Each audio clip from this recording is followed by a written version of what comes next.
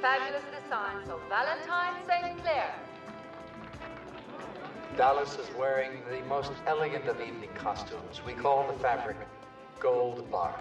It's romantic, it's light, it moves, and it whispers in the wind to give you a much more romantic feeling.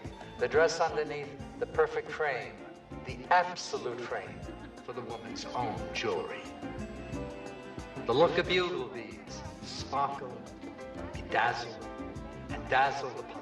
They look at this woman as if to say, she's a tiger, she's alive, she's vital, and she moves into your life with the same romantic, beautiful opulence. Renee, have Charlene Teaser and Betty straighten out your sash. Vera, this is the last time I'm going to warn you. You get those girls out on cue, or I'll find someone who can do it. Look, you don't... Where you belong. Move it! Vera, try not to take him so serious. He's under a lot of pressure. Yes, I know, Mr. Garth. Is that your answer again? Vera, you keep calling me Mr. Garth. Can't you just forget that St. Clair and I are partners and just call me Marvin?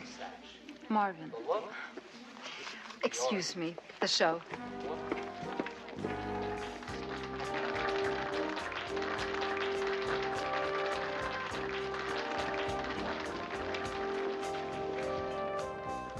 St. Clair. I told you to stay out front. Keep out of the way. I'll stay where I damn well please. Garth, take my advice. From now on, be my silent partner.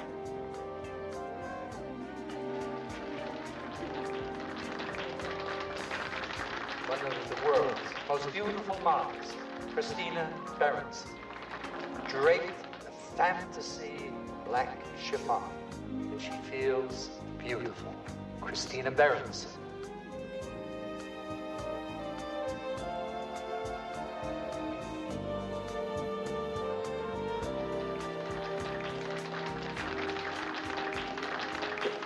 Christina, all those superlatives I just said about you, don't take them too seriously.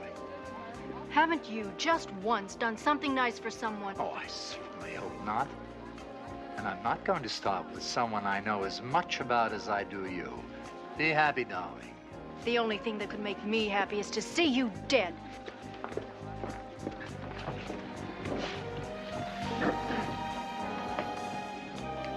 Try to pretend, Vera, just for the next few minutes, that you don't hate me as much as they do.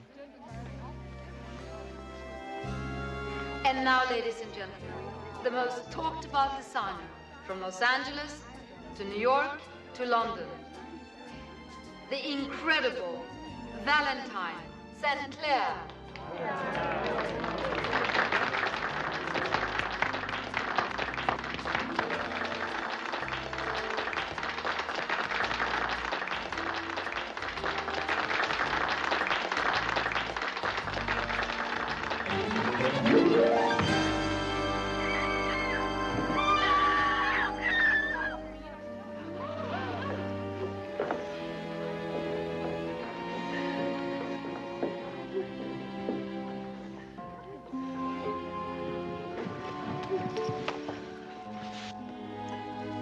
Looks like a remote control device.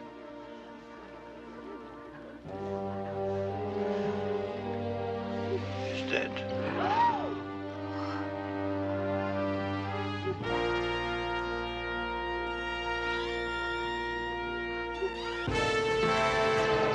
You sure he won't mind? Christina, if you know Houston as well as you claim to, there's absolutely nothing to worry about. Nothing to worry about. I wouldn't exactly call a first-degree murder charge nothing to worry about. Besides, it's been a while since Houston and I haven't seen him in a while. I think you're putting the cart before the horse. Lieutenant Novelli isn't having you arrested. He simply wants you available. But everybody knows how I felt about Valentine, and a lot of people heard me say I wanted to see him dead. That would make you a prime suspect.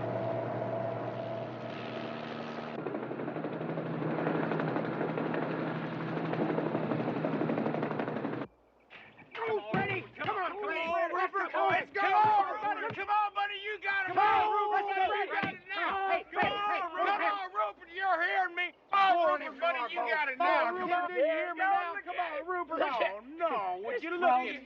Rupert.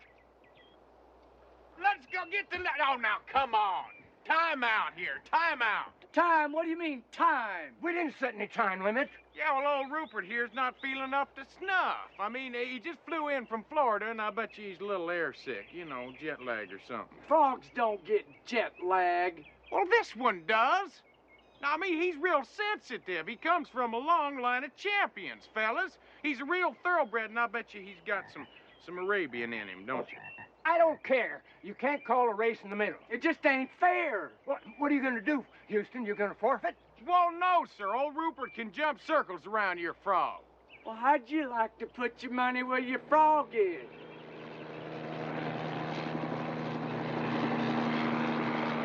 You got yourself a bet. Double or nothing, they'll run on Sunday.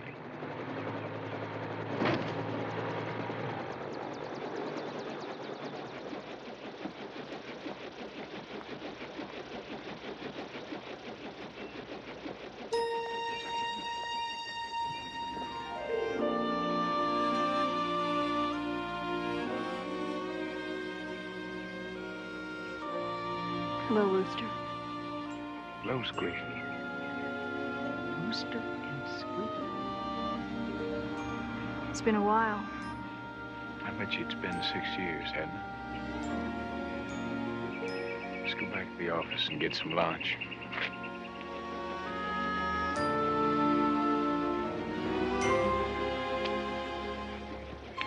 Houston, you forgot something, me. One thing's for sure, Rupert's legs are probably better for eating than for jumping.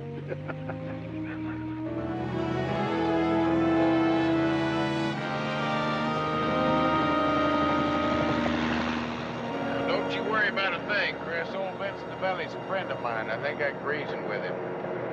Has a much bigger problem than that, Houston. Believe me, there's nothing bigger than Murder One. Except maybe that thing you're wearing on your finger. It's a little too big for a friendship ring, isn't it? It's the real thing, Houston. It's wonderful. I met my Prince Charming just like you said I would. Man, my big mouth. Do I know him? He's a congressman. Oh, I see. I'm beginning to get it now. You get busted and his career goes bust, not to mention your love life with him, right? And you want me to help you?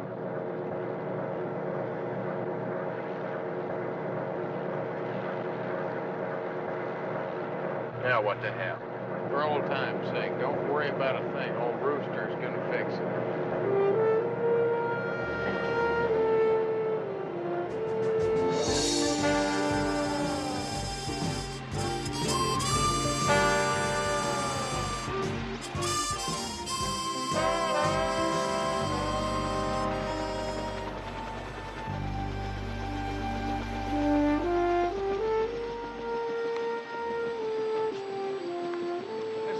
I don't quite understand is this deal with the remote control device, you know? Well, the lieutenant thinks it might have launched the arrow that killed Valentine. Yeah, well, how'd you end up with it? I don't know. It was all in the commotion.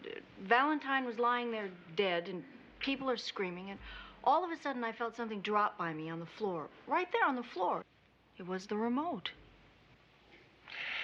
I'll tell you what, why don't we skip lunch? Then you go back to the hotel and get some rest. I'll get cracking on this thing. Houston, I didn't do it.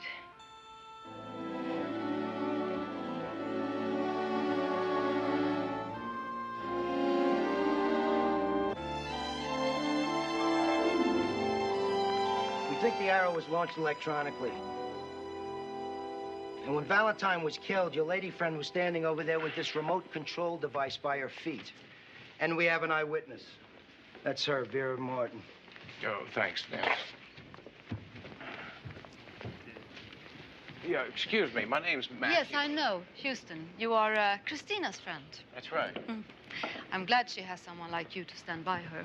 Well, thank you. You know, I feel terrible about having to tell the police. You know, I saw the clicker by her feet. Yeah, well, of course you did. I tell you, I need to ask you a question. Can you tell me what kind of man Valentine St. Clair was? Passionate, explosive, moody. Well, you see, he was an artist. Yeah, well, if he wasn't an artist, could it be construed as rude and obnoxious and downright unlikable? Well, he wasn't an easy person to get along with. But you see, for me, well, I know it might sound corny, to learn at the feet of a master, well, I guess there's still some old-fashioned hero worship in me. I'll miss him. Yeah, who won't miss him? I'm not going to swallow any more red ink. Now, if they want to sue, then I'm going to declare bankruptcy. Then they're going to have to wait till the middle of the month to get paid. That's their choice. Before you ask, that's Mr. Garth, Valentine's partner. Yeah, will he miss him? Well, everyone knows that they had their differences. Well, the real screaming was with his wife, Valeska Debrecen, over the divorce. She was in the audience yesterday when he was killed. Houston figured he'd better track down St. Clair's ex-wife, Valeska Debrecen. He found her at the Psychic Research Institute, which she owns. It's a strange place with an even stranger owner. Thinking of the pattern, and only the pattern, and hearing only the sound of my voice. No other sounds intrude, no other images, only the image of the pattern. It fills your mind.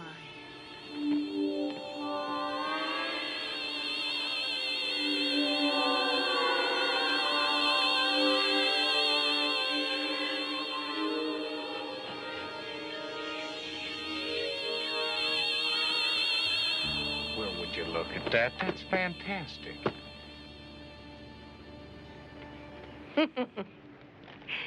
At age 7, I fell from a ladder, struck my head, and from that time on, have possessed powers.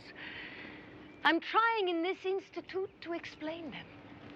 Well, that's all very interesting, but we were talking about Valentine, your husband, rather your ex-husband.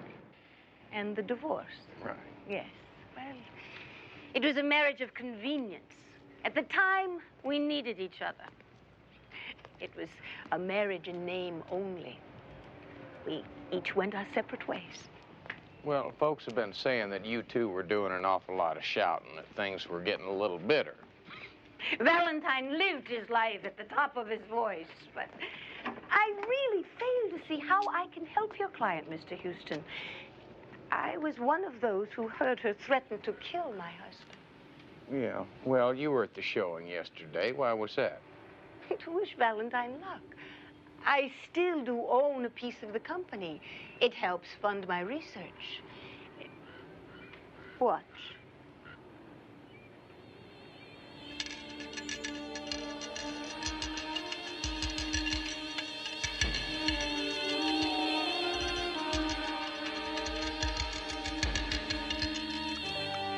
Yeah, well, after seeing this and the cards on the table and everything, it does kind of lead me to believe that you know a thing or two about showbiz. It is not show business, Mr. Houston. This institute is world-renowned. Our works are supported by donations from every country in the free world. Yeah, well, I'm sure there's something to it, but see, I already gave it the office. Something to it! That sundial. I think it's a bit slow.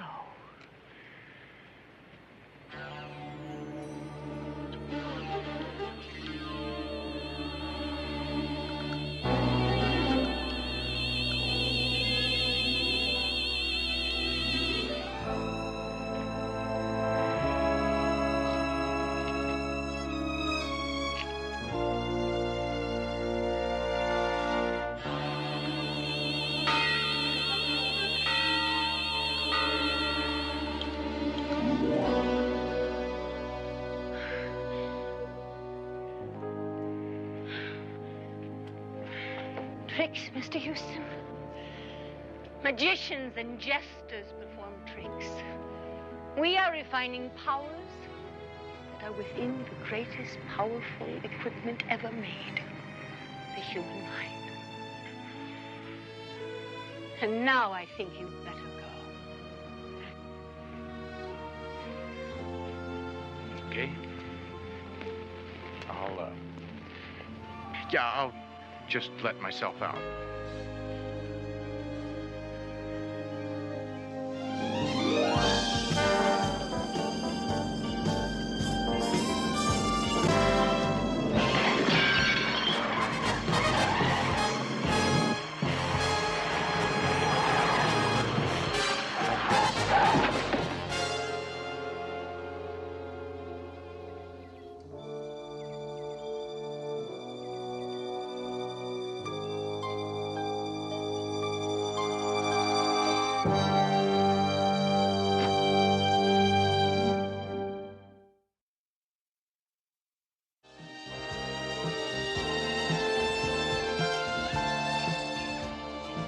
Tell you something, CJ. Now, I'm less than partial to being shot at, and I'd just as soon we find out who did it before they try it again.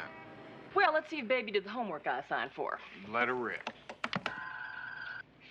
Marvin Garth, former accountant. About 4 years ago, he poured everything he had into St. Clair's company. Now, the profits are marginal, but Mr. Garth is living a mite high on the hog. How high? Bankruptcy high. Until St. Clair's death, he is now the sole beneficiary of a $1 million life insurance policy. Well, $1 million is a good reason for murder. You bet. You sure are glad to see her, aren't you? Who? Squeaky. Next picture, CJ. Vera Martin, about 2 years ago, she became St. Clair's assistant. Very talented, very ambitious lady. Some people say that she's a lot more talented than her late unlamented boss. Well, ambitious ladies have been known to kill before. What's next? Valeska Debrican, St. Clair's ex-wife. Oh, yeah, well, you can cross her off your list. I tell you, this lady does not need an electronic gizmo to kill. Mind control tricks? Yeah, I mean, I saw that lady do some things that give a whole new meaning to the word spooky. Does it now? Are you sure it wasn't just an illusion? Houston, she used to be in showbiz. Before she launched that Psychic Institute, she was a hypnotist. Used to call herself Madame Valeska. Now, wait a minute. What are you trying to tell? You mean you're trying to tell me that I didn't really see what I saw and that she planted all that in my mind? Well, let me put it to you this way, Houston. There are some women that can make a man think just about anything they want. Speaking of which, why don't you tell me about Squeaky, Rooster? Were you engaged or what? Well, can I be real honest with you, CJ? Shoot. All right. I'll tell you something. I have only really loved, and I mean really loved, once in my life. It was so complete, so deep. I just don't think I'm ever going to be able to match that again. Christina's that good? Christina? I'm talking about Rupert. My frog. Houston, where are you going now? To a fashion show. You mean to see Squeaky, don't you?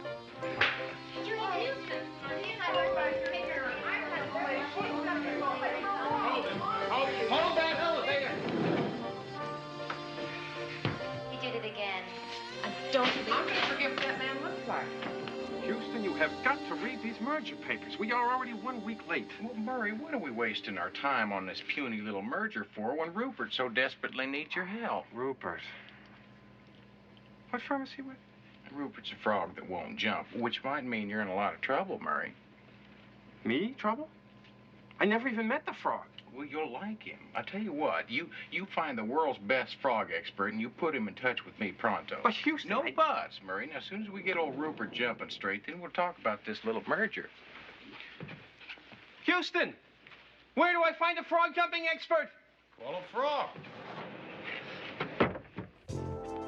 Christina Berenson is wearing the most opulent slither of a black dress, covered with its own chiffon stole, edged in feathers. The dress underneath is a shaft of feminine brilliance. Slip the stole down, and the world is treated to the most exciting woman alive.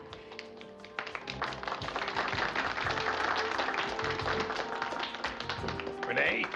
Renee! Honey, go find Renee. She's gonna miss her cue. Both La Mer wondrous. Should have stayed in accounting. Oh, there, Mr. Garth. This seems like an awful lot of trouble. I mean, how much could the Valentine label be worth now that St. Clair's dead? As long as Vera's around, everything is fine. See, Vera is great. She's the one that designed most of last year's bestsellers. just that Valentine got all the credit. Well, if that's the case, Valentine's death is a pretty good break for you. And Let's not get ridiculous. Fact of the matter is, St. Clair and I took out duplicate insurance policies, naming each other as the beneficiary. That's a very common practice between partners. Yes, Houston, I need money, but not enough to kill for it. Excuse me.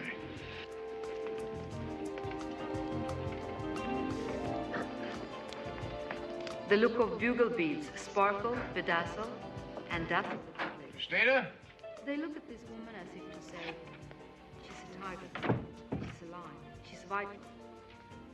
She moves into your life with the same romantic, beautiful opulence that brightest flower does.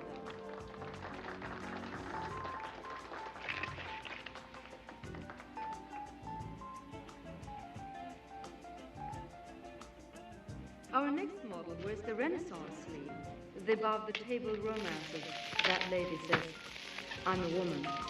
I'm proud to be a woman. I'm glad to be alive. Black chiffon, soft and gold. The look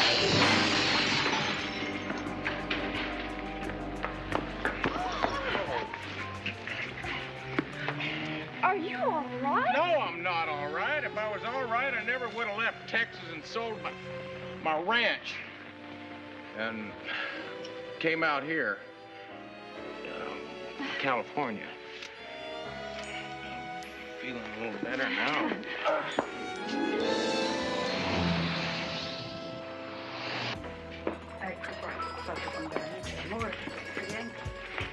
Ecco qua. A beautiful antipasto for a beautiful lady. Oh, thank you, Mrs. Novelli. Oh, all my friends call me Mama. And you're my friend, Bellezza. Thank you, Mama. So, friend to friend, what's the secret, huh? I use all the same makeup as you do. So how come you look like that and I look like this, huh? Huh? Hey, but 30 years ago, ooh, I'd have given you a run for your money. Hey, and my son Vince wants to see you in the back. Yeah, I'll be right there, Mom. How can you be so calm? You were almost killed. Well, the only thing I'm concerned with right now is finding a killer. It never would have happened if you hadn't been trying to help me. What I'd like to say to you is thanks. Listen, would Rooster ever desert Squeaky? I mean, really, think about it. Houston, no matter what happens, promise me you'll always remember how beautiful it was between us.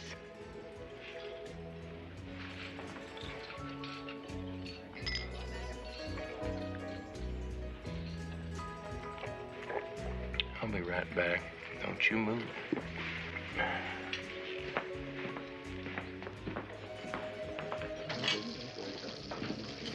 Vance, Mama said you... Well, it can't be that bad. What?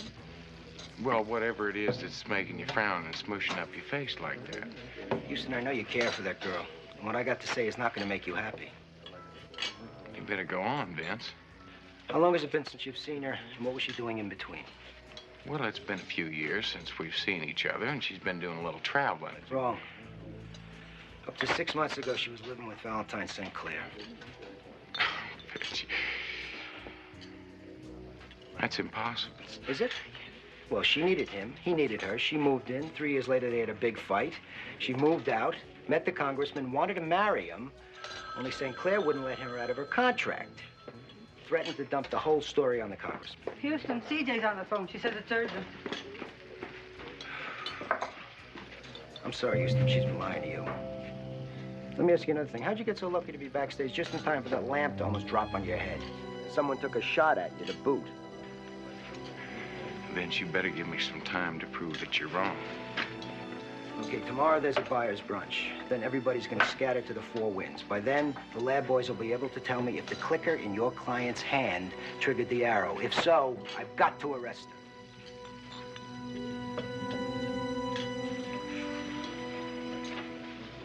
Hello, CJ. Houston, I think you better come home. Valeska Debrakin is here, and she says she knows who killed her husband. Bye-bye.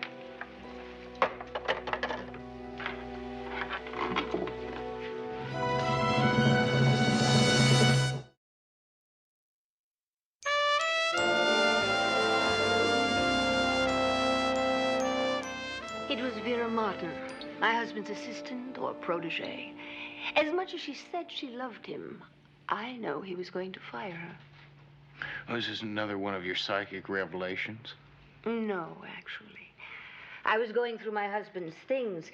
He typically dictated notes to himself. Take a haircut, do this, do that. Fire Vera.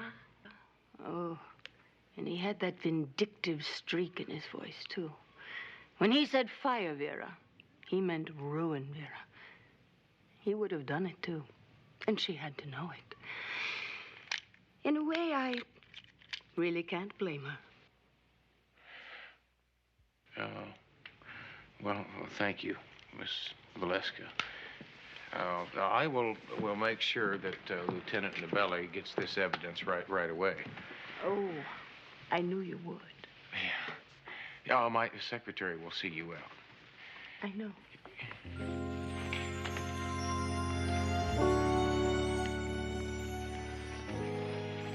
Oh, well, I'll tell you. The ingredients we've got in this Valentine mess, we could stir up a whole pot of Texas chili. Well, I've got a hunk of pepper to drop in the pot, which I just found out about an hour ago. Now, apparently Valentine used to like to have his European show about a month after his American show. It was canceled this year. Well, who canceled it? His partner, Garth, the day before Valentine was murdered. Well, it kind of sounds like our budget-minded ex-accountant figured a way he could save $1 or $2 if he knew Valentine wasn't going to be around in a month. The thought had crossed my mind. By the way, it's your shot. Yeah, so that gives us Vera, Christina, and Garth. They've all got Mom. Mom? Yeah.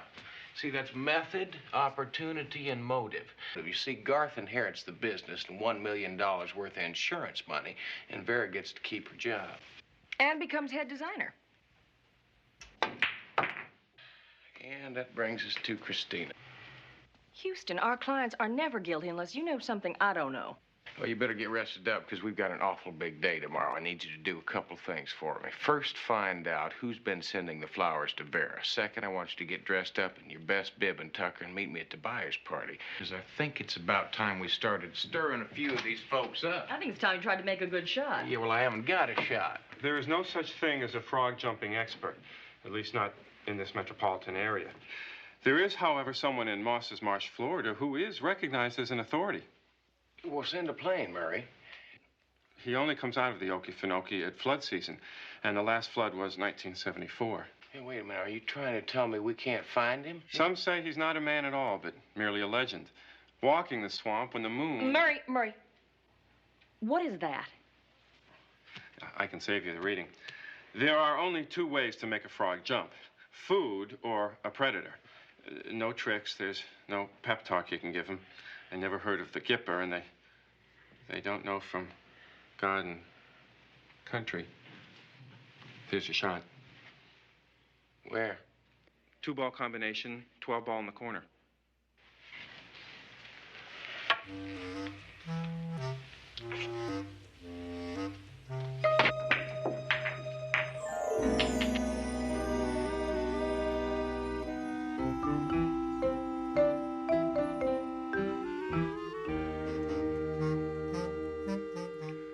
Not just another pretty face, you know.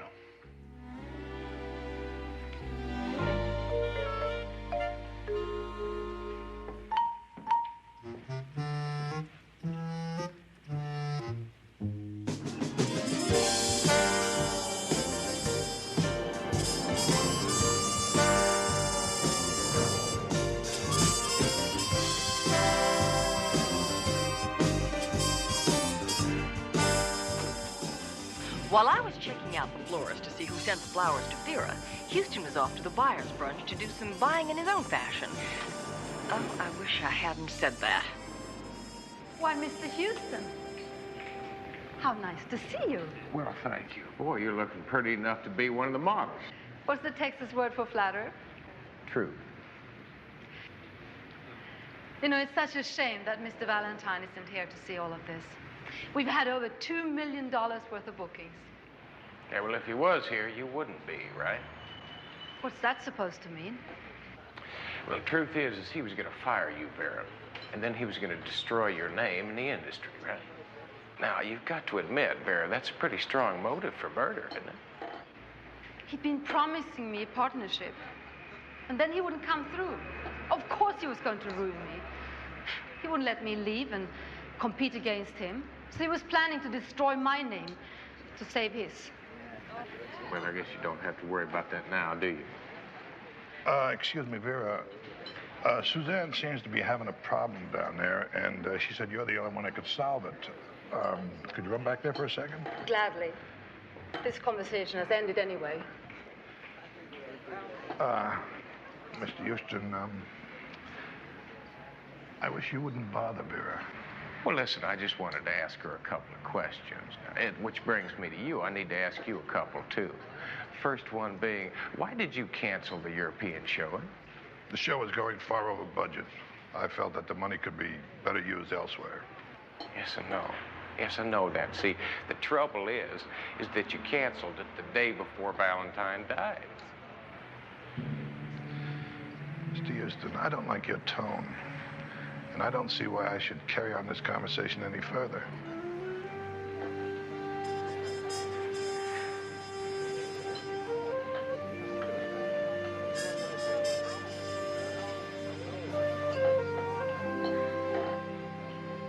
Isn't that silly? Excuse me. Mr. Houston, what a surprise. Excuse me. I didn't really know that psychics could get surprised. Well, I simply meant that I didn't expect to see you here. I didn't really expect to see you here either. Most of these people are my friends. After all, I was married to Valentine for 7 years. Yes, no, and just 6 months after you were married, you retired from your stage career, Madame Valeska. You see, I'm really curious to find out why you switched from your nightclub hypnotist act to your mind-reading. I don't like what you're thinking. Good day, Mr. Houston.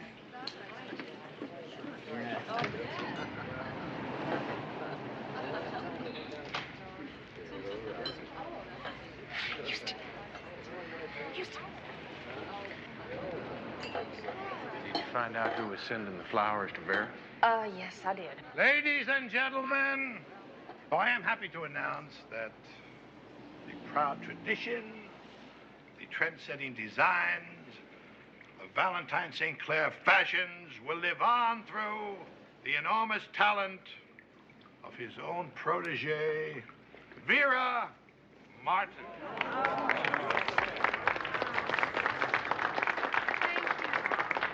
Thank you very much. And now, to whet your appetites for next season, I have a small preview. Christina, if you please.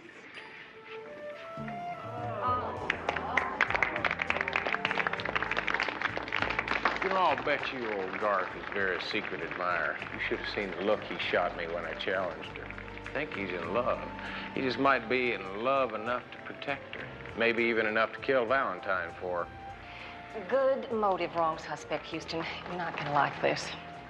Vera's secret admirer? Christina. Right. Sorry, Houston, but it's beginning to look more and more like she's the one who killed Valentine.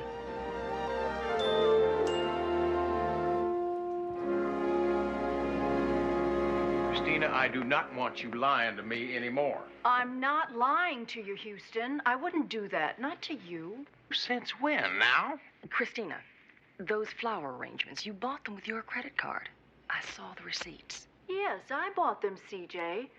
But I am not Vera's secret admirer. Garth asked me to buy those flowers for Vera. He's so shy and, well, he's very much in love with her. Christina, what was it you told me you've been doing for the last couple of years? Traveling. Wrong. You weren't. I was living with Valentine up until a couple of months ago when I met Brian. I couldn't tell him about Valentine, and I didn't want to tell you because I didn't think you would help me. You didn't think I was going to help you? Christina, I thought that We meant a little more to each other than that.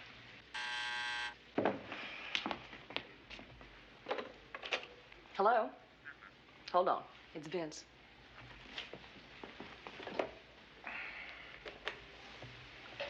Hello, Vince. How you doing, Houston? Where's Christina? Well, I'm not really sure, Vince. The last time I saw her was at the buyer's party. Why? Yeah, well, I'm in her dressing room, and I'm sorry to tell you this, my friend, but we found enough evidence to book her for murder one.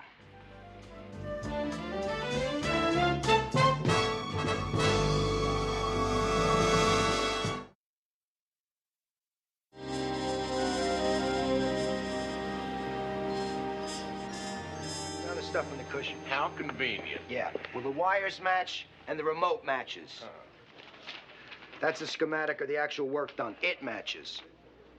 Christina's innocent. Now, Vince, this 7 proves it.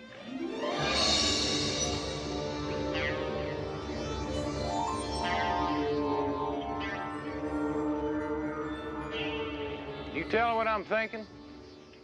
I see the number 7. Right.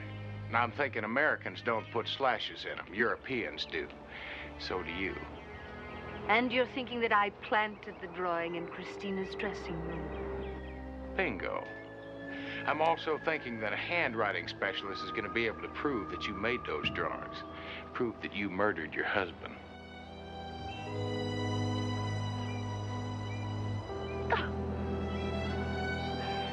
He would have destroyed this. All of it. If the divorce settlement came through, they were going to sell this land. I hope you're not asking for sympathy. Because, lady, you're a killer. Hold it. Right there. You're not entirely factual when you were describing the murder of my husband. I had help, Mr. Houston. I would imagine it was for the same reason, money, right? That's right. Now that Valentine is dead, Valeska gets to keep the Institute. And I get all the insurance money plus the company. We were a team in the best sense, Mr. Houston. I planned the murder. Garth carried it out. It was all a trick. Just like everything here, a trick, right? Don't make the mistake of underestimating me, Mr. Houston. The mind is an extremely powerful instrument. You'd be surprised what mine is capable of. But then you remember we talked about the mind, its potential, how the mind is susceptible to suggestions, some more so than others. We have a problem, don't we? You know that we killed Valentine, but you're not going to tell anyone, are you? Look at me, Mr. Houston. Here. Take the gun.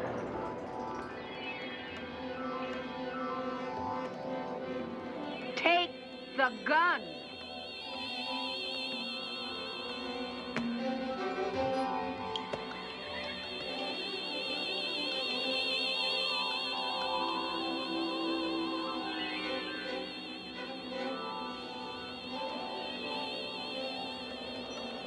Now, Mr. Houston, look at me. Put the gun to your head.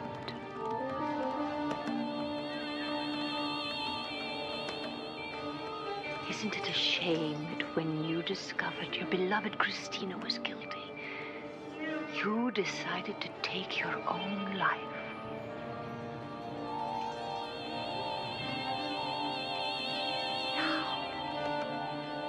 Pull the trigger, Mr. Houston.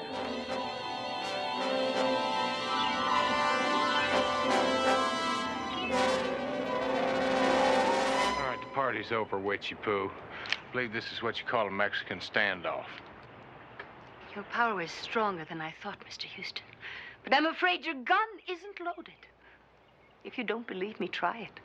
Pull the trigger.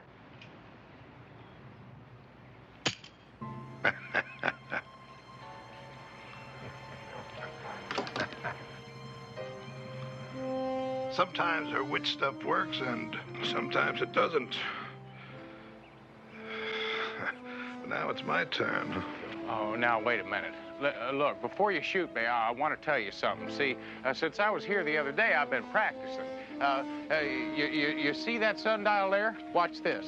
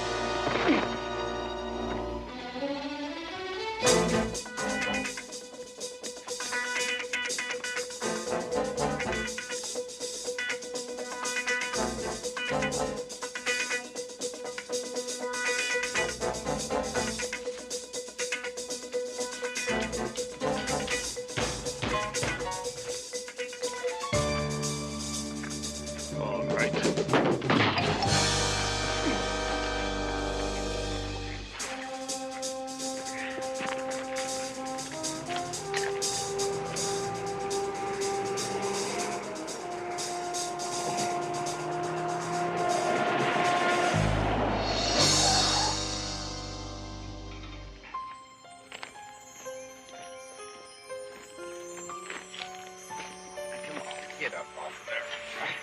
Come on. I'm tired of picking you up. Stop right there, Houston. Oh, come on, Valeska. I'm tired of your games. I'm too tuckered out. I don't want to play anymore. You may be tired, but the mind is never tired.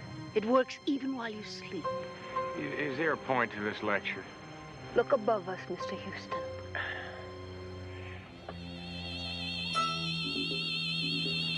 Oh, this is a bunch of hogwash. Now, I believed it once, but I'm not going to believe it again. Now, you come out of there. Now, come on. Just get out of there. Come on. Listen, you got to quit scaring people with all this mumbo-jumbo stuff. I mean, it really frightens some of them.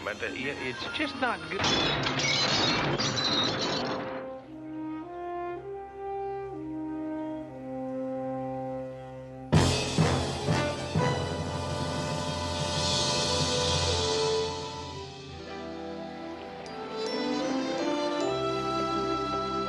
I remember the first time you brought me here. I never wanted to leave. It was a different time, wasn't it?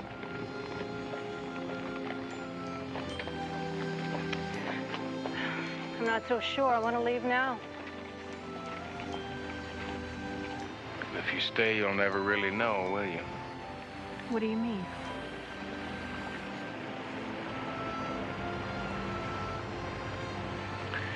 You know anything about frogs? I hate frogs.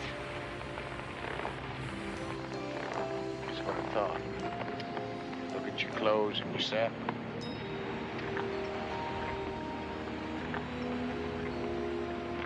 See, Christina, I love frogs.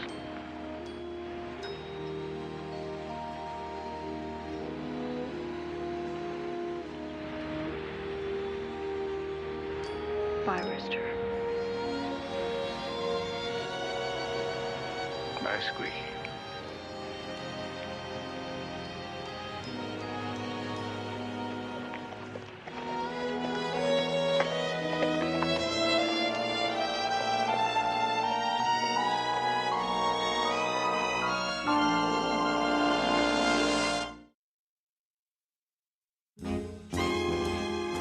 Ready?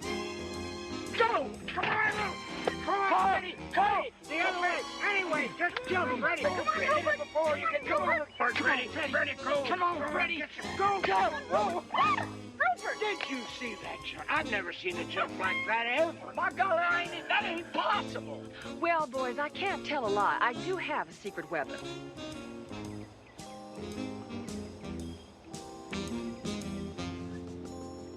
I want you to meet Hildegard. Now, being the official holder of the earnings, I'm going to announce that Houston and Rupert are the winners. Well, that's cheating. Using a female to lure a critter on. I don't know. I never seen any rules written down about it. Pretty slick item, Miss Parsons. You know something, Houston? There's an old saying. You gotta kiss a lot of frogs before you meet your prince.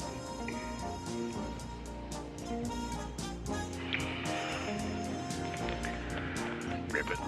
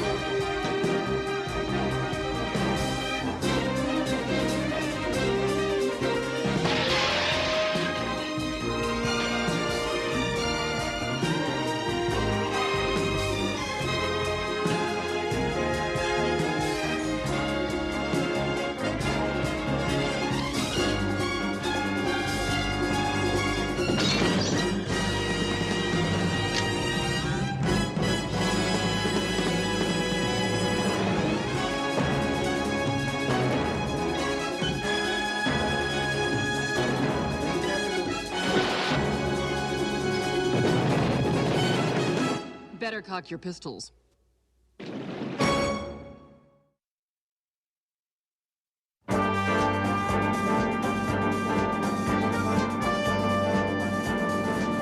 CJ, how do I look? Houston, for the 47th time, you look wonderful. Are you sure? Houston, I realize that you haven't seen her since you were 13 and you want to make a good impression. Well, I want to make a great impression, CJ. I mean, that's why it's so important that it'll look good. Well, Murray thinks you look great. The secretaries think you look great. The parking attendant that you asked thinks you look great. Trust me when I tell you, she'll think you look great.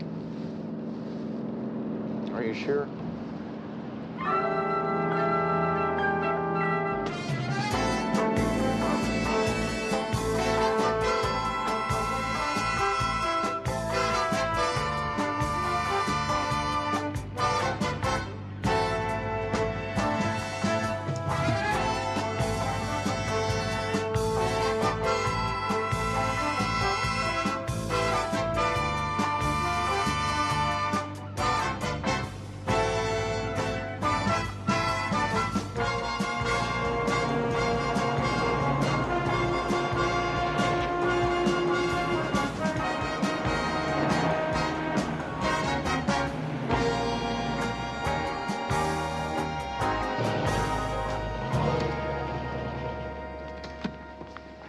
CJ, do you think I'm going to be all right on the boat and all? Houston, you're the one who's been saying that seasickness is a question of mind over matter. Yeah, I know, but I'm just thinking about that boat. I'm rocking back and forth in the hot sun. Houston, the boat's going to be docked. You won't feel any motion at all inside the marina. Come on. Yeah, well, CJ, it's just, see, I haven't seen Honey in a whole bunch of years, and I'd hate to do anything to embarrass her. Well, CJ, let's take a look at this. What do you think? I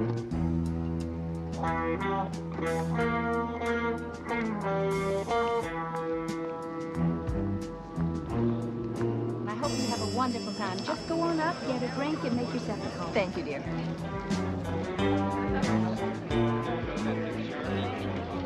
Boy.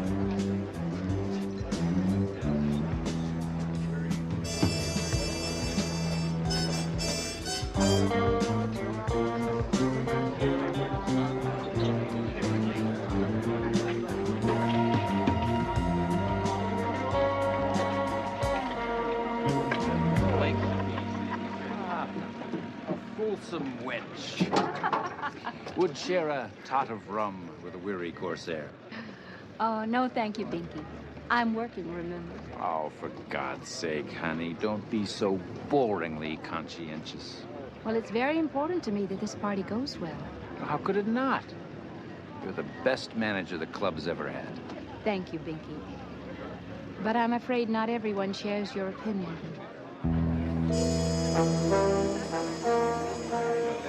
Rawson, Harmon, the four. Huh. If he has his way, someone else will be sitting in my office. Now, honey, there are others of us on the board. Don't you worry about him.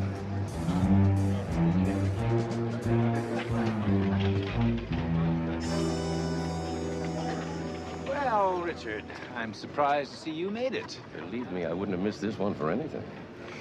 Dickie, darling, is he a producer, too? No, baby. Binky here spends money. I make it. Binky, I want you to meet the next Bo Derricks, Andrea and Dorian. Charmed, I'm sure. They're going to be starring in my new picture, Savage Women Unleashed. Growl for the man, Andrea. Growl. I love talent.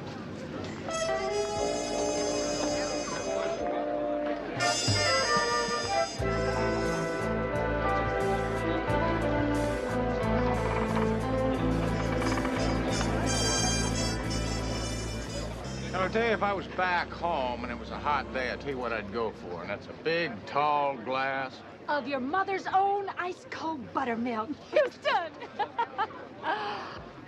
Houston, look at you, all grown up. Oh, honey, if I'd known you're going to turn out like this, I'd spend a lot more time with you. Certainly would have filled an awful lot of lonely 13-year-old nights. This is C.J. Parsons. Lewis, Hi, CJ. time to get this thing started. Right away, Mr. Harden. This is a private party, mister. Members only. This is Matt Houston, the detective I told you I was going to call. The hired help usually goes to the business office. See that you do in the future.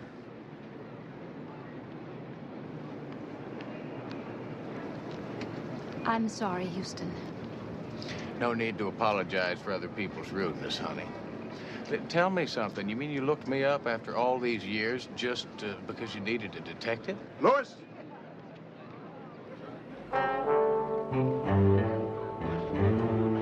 I'm sorry. Here's why.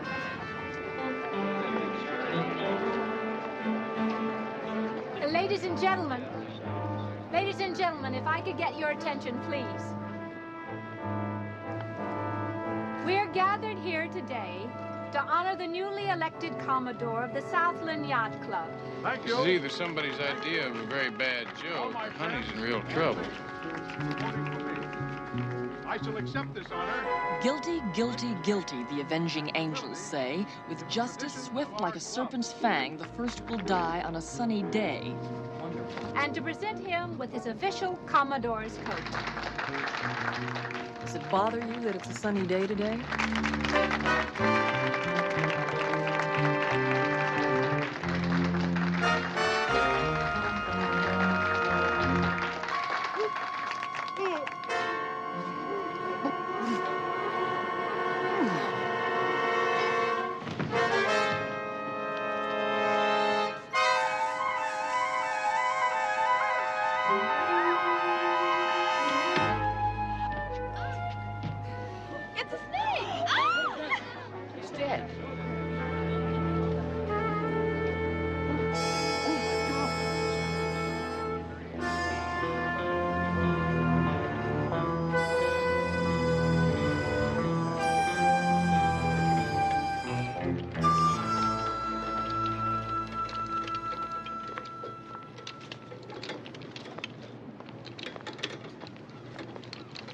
Knock yourself one deadly snake with the Gaboon Viper. According to experts, still had enough poison to take out a few more people.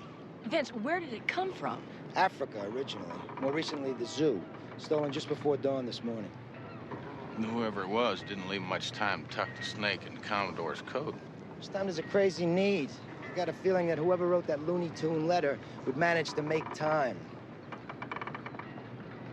Houston, are you all right? It's your swaying back and forth, Vince. I'm not swaying. Mr. Houston. Yeah? This is Lewis, the club manager. Should like to see you inside. Hey, you feeling okay? Well, it's nothing that planting my feet on a little terra firma won't take care of. Hey, Houston, ask her to stick around. I'm gonna need to talk to her when I'm finished here. All right.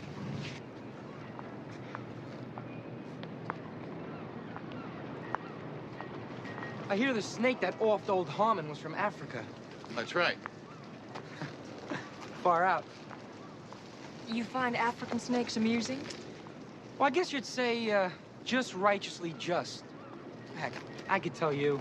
You're just a PI, another working stiff. The dead guy, Rawson Harmon IV, he was a bourgeois pig.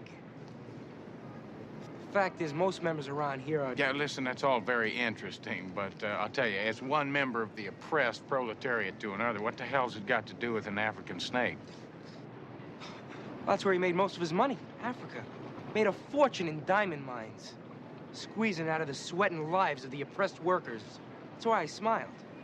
I mean, it just seems a little ironic after all those years of grinding people into the ground in Africa. Somebody from the ground in Africa killed him. Find Mrs. Lewis inside. Do you get the impression he's been to one too many radical campus meetings? Mm-hmm. Well, what bothers me is how do you know about the African snake? We didn't even know about that till Novelli told us. No, Novelli didn't know about it till the zoo people told him. Yeah, and that kid wasn't close enough to either the zoo people or Novelli to have heard anything about it.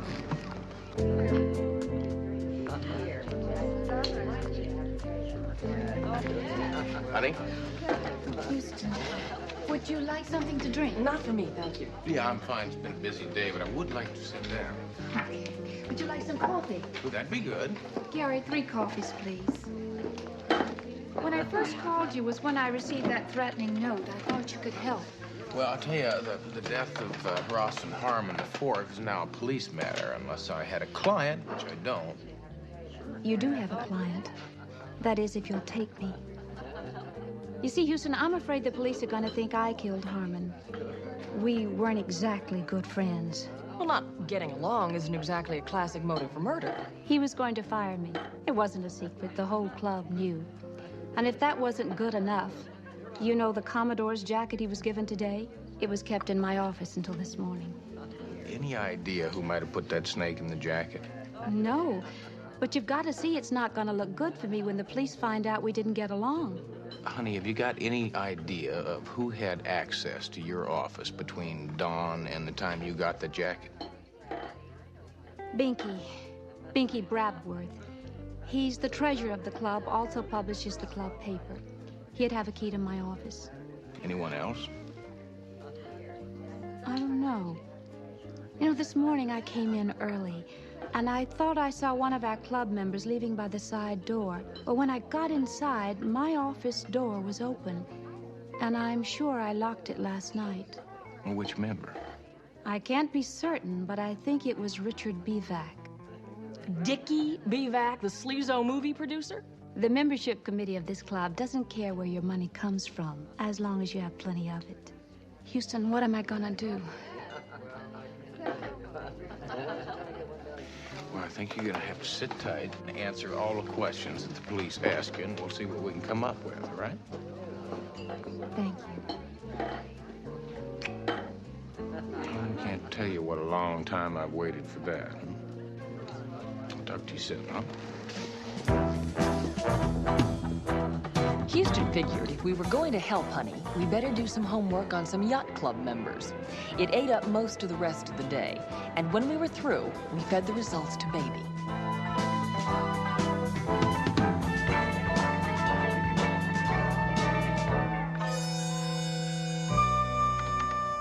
Now here we have the late and not too lamented Rawson Harmon IV. In fact, last week he was elected Commodore of the club in a very close election. One more. Thank you. You, CJ, if the man was that ornery, why do you suppose the club members voted him in as Commodore? Well, he's a very powerful man who uses his influence to get what he wants. Which brings us to the point that he was the one who flew Honey out here about 6 months ago. Yeah, it bothers me, CJ. I mean, he went to all the trouble to bring her out here, and then why did he suddenly decide to fire her? I'll remind you to ask her. Richard Dickey Bevac. That's the man that Honey said she saw leaving the club this morning. You got it. Very successful producer. Exploitation films, low budget, high profits, and responsible for such winners as Killer Babies, Gnaw, and Cannibals from Planet Zero. No. Like in Gnaw? No. Oh, come on, CJ, you're pulling my leg. No. In fact, Cannibals from Planet Zero wasn't bad. CJ, you have a very dark side that I don't believe I've ever seen before. True. I'm saving it up for you. Now, Richard Bevac has always wanted to be Commodore of the club, and every year when someone puts him up for election, Harmon blackballs him. Now that Harmon's been elected, Bevac's out in the cold again. You suppose being passed over as Commodore would be a motive for murder? Well, not for most minds, but this is a mind that's come up with such classics as Killer Babies and Gnaw and... A big Cannibal from Planet Zero with a Zappin' and... You got it. Yeah, who's next? Carlton Binky Brabworth. His great-grandfather invented the thumbtack. I always wondered who did that. As you know, he also is responsible for publishing the Yacht Club newsletter. Yeah, that's where you got all these pictures. Your powers of deductive reasoning are brilliant, Houston. DJ, we were talking about Mr. Brabworth. Yes, we were. Now, he's not as rich as he would like you to believe. In fact, he gets his money from a trust fund that comes from municipal bonds, and he spends it faster than he can clip the coupons. He is also everyone's favorite gambler at any game. You mean he loses?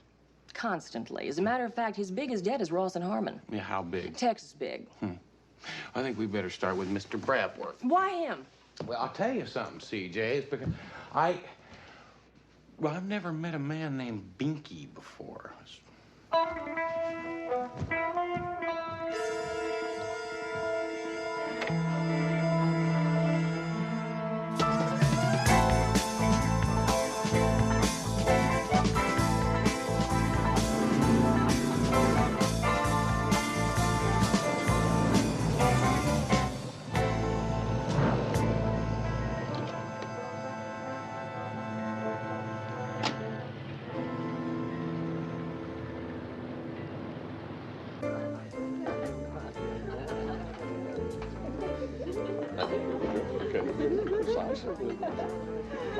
Binky, I want you to meet the next Bo Derricks, Lucy and Tanya.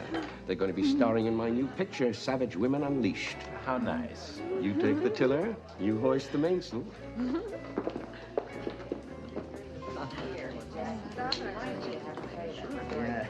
Brabworth, I'm Matt Houston. Oh, Mr. Houston, it's a pleasure. Yeah, Honey mentioned you might be around. Won't you sit down? Thank you, sir. I'm sorry about all this litter. Municipal bonds. See, I have to clip off these coupons every 3 months and take them down to Chase Manhattan and cash them. Well, it's a lousy job, but somebody's got to do it, huh? And then there's all this preparation for the shipwreck party. Well, listen, Mr. Brabworth. Binky.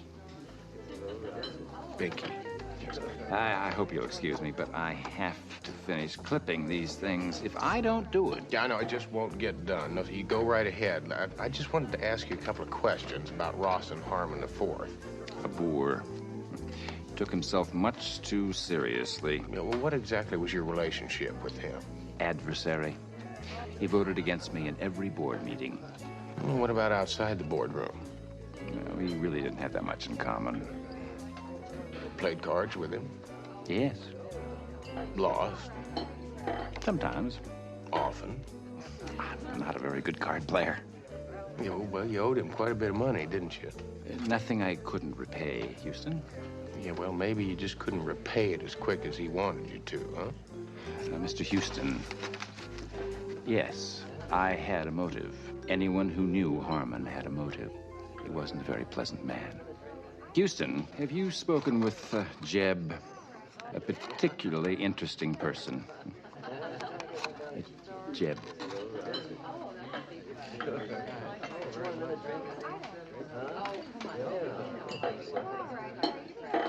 He loves his mother a lot.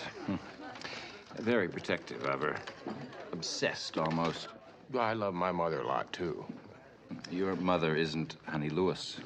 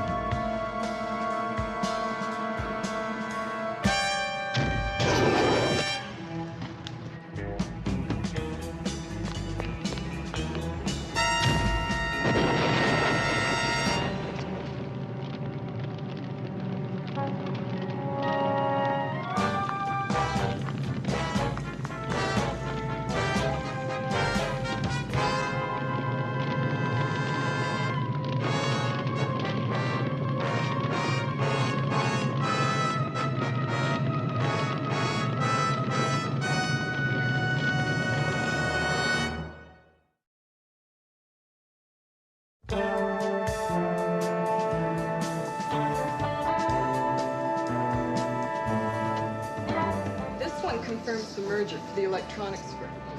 And here are the papers for the new clothing firm. Right?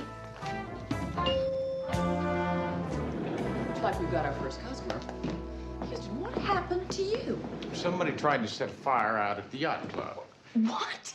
With a flare. CJ, you had to be there. Listen, I want you to get Honey on the phone for me right away. I'll do better than that. She's right here. I want to talk to you, Honey, about your son, Jeb. Oh, Houston, I'm sorry. I didn't tell you about Jeb because I didn't want to involve him. He has nothing to do with this. Honey, it seems to me like there's an awful lot that you're not telling me about, like the fact that Rawson Harmon was the one who brought you out here to California in the first place. I didn't think it was important. Honey, rumor has it that I'm the detective around here, so why don't you let me decide what's important and what's not, all right? Is that a deal? Deal. Good. Now let's talk about Jeb. I was married, secretly, when I was in college back in Texas. When Jeb was born, his father disappeared. I never saw him again. And that's when I moved to New York. Now, that brings us to Rawson Harmon, the dead man. Now, honey, what exactly was your relationship with him? Oh, it isn't what you're thinking. Yes, we had an affair, but that was a long time ago. And we've remained good friends ever since. Is that why you got the job at the yacht club? Yes, when the job opened up, he called me. And he asked me if I would come out and help manage the club. And just 6 months later, he decided to fire you. Now, what is going on? Look, Houston, I take my job very seriously. Maybe he didn't count on that. He was used to running things. But the members started to turn to me. He could not stand not being the center of attention. He was jealous. How'd you get along with your son? Can't we leave Jeb out of this? No, we cannot leave Jeb out of this. Now, somebody took a shot at me at the yacht club. But, Houston, you don't think that... Listen, Jeb is a good son. He's a good boy. Honey, is there any way? I mean, did he know Harmon was going to fire you? Oh, yes. But... Look, Houston, maybe I was wrong about this. It was a mistake to get you involved. Damn it, honey, I am involved in this. Now, somebody is trying to kill me, and I am not going to back off this case till I find out who it is.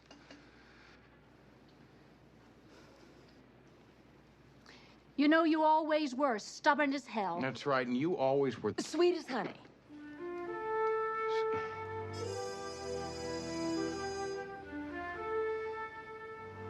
Yeah.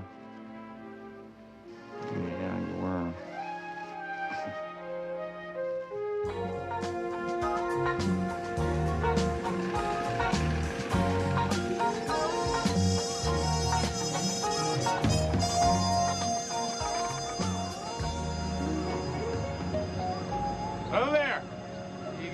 to talk to another oppressed member of the working class? Yeah, sure. Come on aboard. Thank you.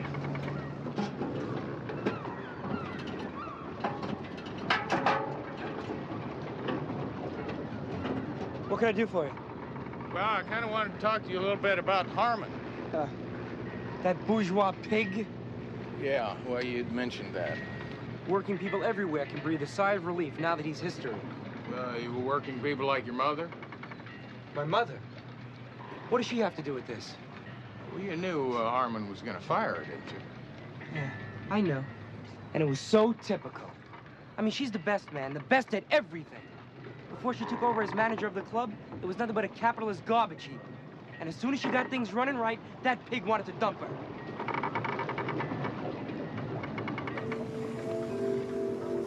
Well, I know how much the job meant to your mother, and I know you care an awful lot about her, don't you? Yeah, of course. Wait a minute. You're not trying to say I offed Harmon. Forget it. Got any idea who might have? Oh, Harmon wasn't what you'd call Mr. Sunshine. A lot of folks hated that creep. Who hated him the most?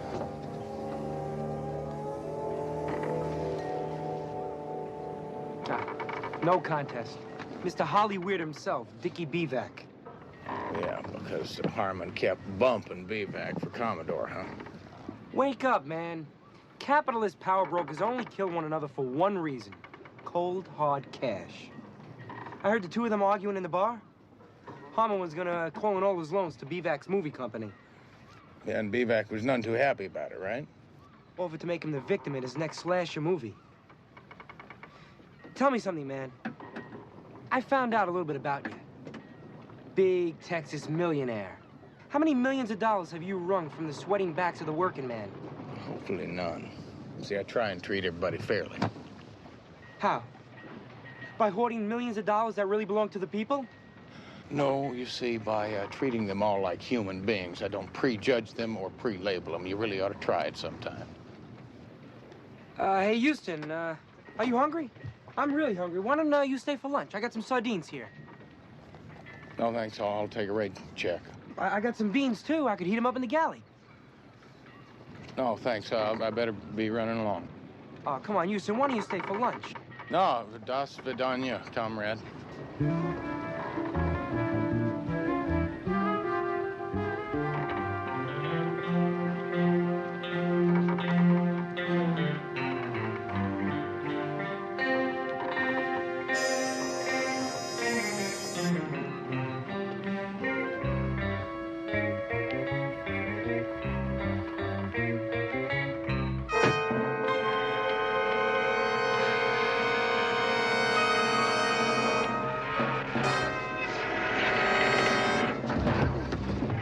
Hello there. Hi. Hi. Sorry I dropped in on you like this. Anytime. Yeah, but I probably ought to be going. All right, what's your hurry? Yeah, why don't you stick around? Maybe you can rub some lotion on our backs. And fronts. Fronts. I could probably do that, yeah. Yeah, listen, I gotta run.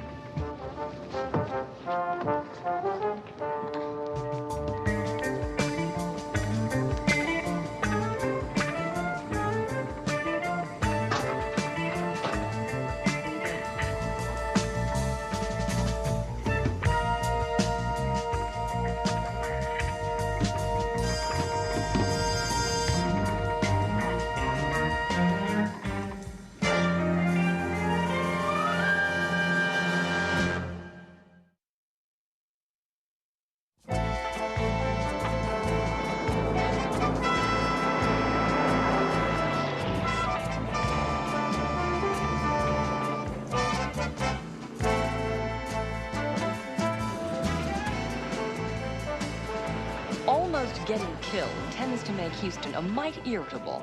He figured it was time to meet the producer, Richard Bevac. When we couldn't get an appointment, Houston decided we should make one for ourselves. The only thing I could find out about Bevac was that he was off making a movie somewhere on those 5 acres he calls his backyard. I wonder what he's going to call this. Onslaught of the Goons? Yeah. Can we help you? Your name, please? This is Miss Pleasure Fox. She's going to be in Mr. Bevac's next picture. The Space Vixen. That's right. My name's Guy Amarillo. I'm Miss Pleasure Fox's personal manager. We have an appointment with Dickie. What's wrong, Andy? Guy says he's Amarillo Slim or someone. Lady says she's Pleasure Fox in your next movie. Pleasure Fox. Yeah, this is a little foolish to go on with it. My name's Matt Houston. This is C.J. Parsons, my associate. Mr. Houston, I've heard about you, but nobody told me about the lady. Let them in, Andy. I like creative gate crashers and beautiful women. Thank you, Mr. Bevac.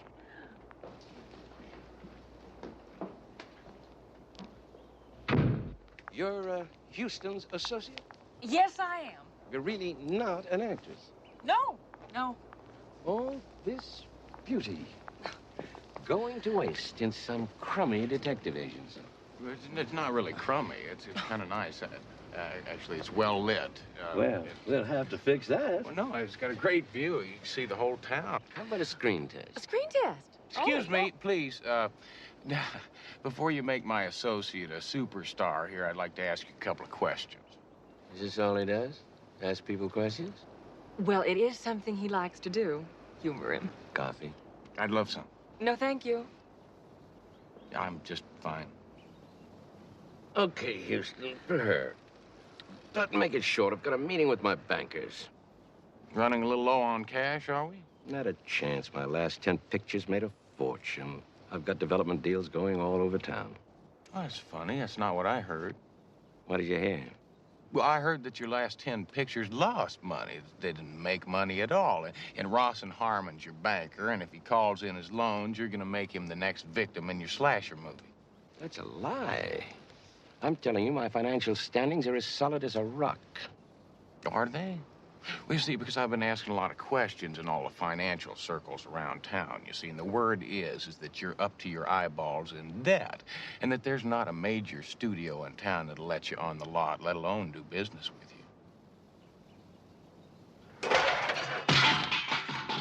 You're a nosy man, Houston. You should know by now, being nosy can be very dangerous. The interview, if you haven't guessed, is over.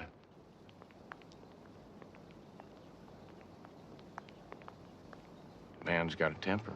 Sure does. By the way, when did you have time to ask questions in all the right financial circles? No, I didn't really have time, and I won't until I get a chance to call Murray, but I don't think we need to after seeing Mr. Bevac's reaction here. I know, fellas, it's time to go. Screen test, huh?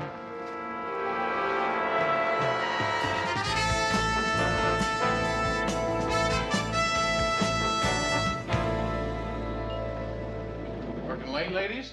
Houston, I need you, John Henry. Well, I'll even give you my John Hancock. I'm in a great mood. Got good news. That's good, because I've got bad.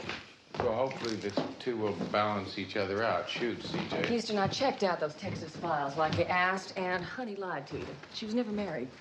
But Jeb's birth certificate tells who the real father is. It's the dead man, Rothan Harmon IV. Oh, God. CJ, if Jeb found out about that, or if he saw Harmon treating his mother the way he... Or if Jeb didn't know, and Honey was afraid that Harmon was going to tell him. Two good motives for murder. Well, what was the good news? The good news is that our suspicions were right. Bevac is on the brink of bankruptcy. Well, that's 3 motives, not to mention your poker-playing, coupon-clipping bingy. That's 4 motives. Just when I thought it was getting simple, CJ.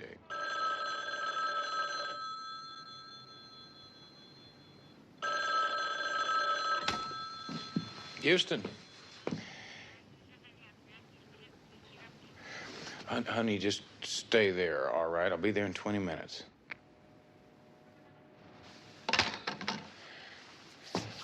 Honey just got another threatening letter.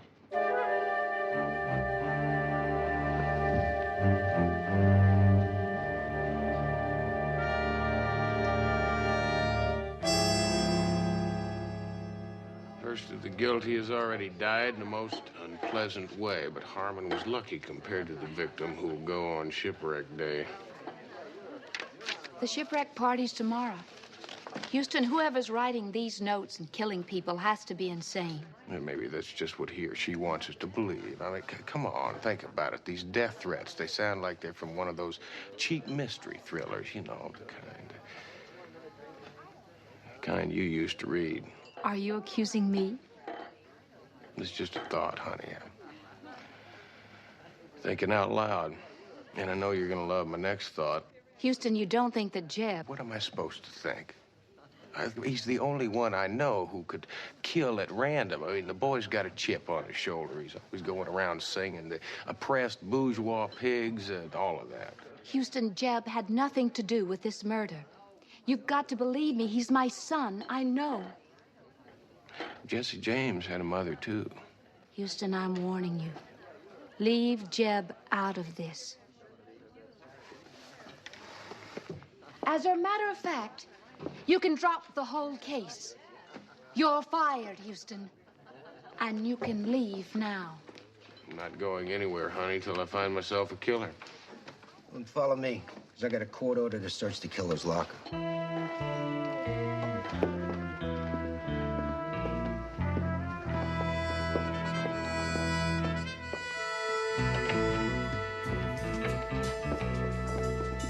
This one, Cal. When you open this locker, we'll find our killer. Be a pretty small fella, Vance. Houston, don't be funny. That's Jeb's locker. We found a partial fingerprint on a button inside the Commodore's coat that Harmon put on.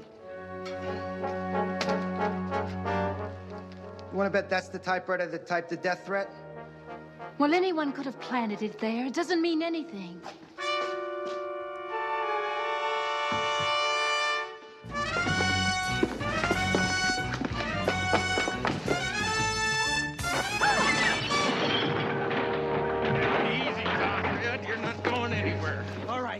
I killed him, and I'm proud of it. I'd kill him again. Nothing but a leech, sucking the lifeblood out of society. Houston, Jeb didn't kill anybody. I killed Harmon. Don't listen to her. I killed him, Houston. Listen to me. I killed him.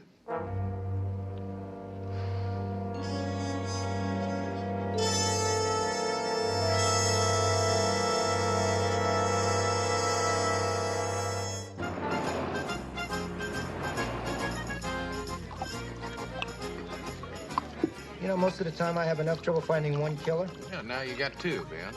Well, obviously, they both confessed to protect the other. Come on, the kid is the killer. The stuff we found in his locker, the fingerprints, his radical political views, it all points to him. You have doubts? I have doubts, Vance. I mean, it does not make sense. Think about it. I mean, it's not clean. It stinks, Vance, and it's not Mama's cooking. Call me. What's this about my cooking? No, Mama. Houston was just saying how hungry he is. Ah, good, because dinner is ready. Boy, I can't wait. This is for you, CJ. Oh, thank you, Mom. Smells E per voi. Oh, that... Ecco. Mama, this looks like birdseed. It is birdseed. What do you expect? The two of you come in here, you order a big meal, and then you talk about crime, murder, mayday. Ma fatemi piacere. Mama, it's mayhem, Mama. Mayhem, murder and mayhem. It sure is. It's gab. You never eat. You just peck at your plates like birds. So the two of you want to eat like birds? Avanti. This is your chance. Mama, please, this is embarrassing. Could you please bring us some pasta? If I do, will you eat the whole thing? You swear on the saints? Absolutely. Okay. Cross by heart. CJ, Sentito, you're a witness, huh? I swear, Mom. Okay, figlio mio. I'll prepare you a dinner. Lasciate fare a me. Well, anyhow, now that Jeb and Honey are in jail, we don't have to worry about the murder threat tomorrow, huh? Now, Vince, you're still not listening to me. I mean, it does not make sense. It's still too neat. I mean, I would swear on a stack of Bibles that swear. Houston, what is it? Wait a minute. Now, Mama said to Vince that she wanted him to swear on the saints, right? Vince, do you remember the first part of the first death threat? Guilty, guilty, guilty, the avenging angel That's sang. it. You don't have to go any further. Now, if I am not mistaken, angel is the key word to this whole thing. Now, you still think it points in Jeb's direction, right? Right. I think we can safely assume that Honey would not frame her son for murder, right? Sure. What's your point? The point, Vince, is that Jeb could not be the killer. I mean, he fancies himself as one of those dyed-in-the-wool communists. Now, I will tell you something about communists.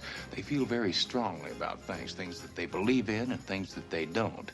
What they don't believe in is God, saints. Angels. In other words, he would have never used that word.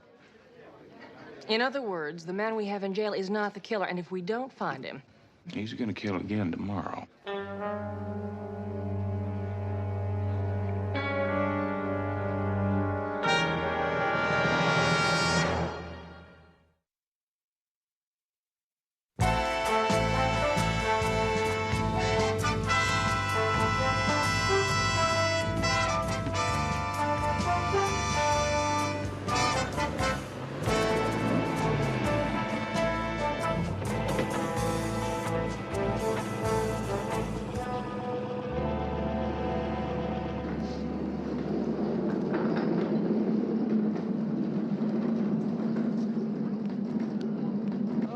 Talent, Freddie. We're in show business, too.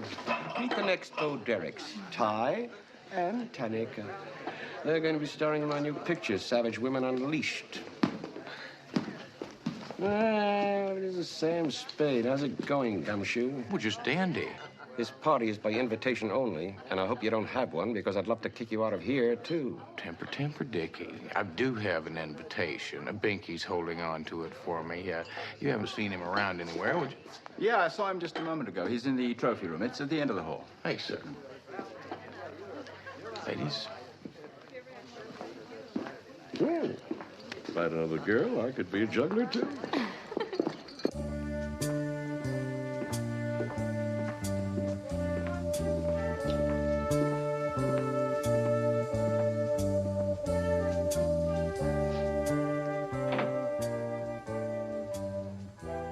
Houston, you know, if you were a club member, we would fine you for showing up at a theme party without a costume. Why'd you kill Harmon, Binky? Because of the money you owed him? Oh, don't be tedious, Houston. It's true I had a cash flow problem, but well, that's nothing one with proper breeding kills over. Well, I'll tell you, I went to the Central Library, Binky. I got a microfilm of all your old newspapers. Yeah, all those old newspapers you used to handwrite and send out by the thousands to your mailing list. Yeah, it was something else. You had to go back several years. I spent a couple of hours in front of my computer before I found it. Found what? That the type matched. It matched your old newspapers. It matched the death threat notes. It matched the typewriter that you planted in Jeb's locker.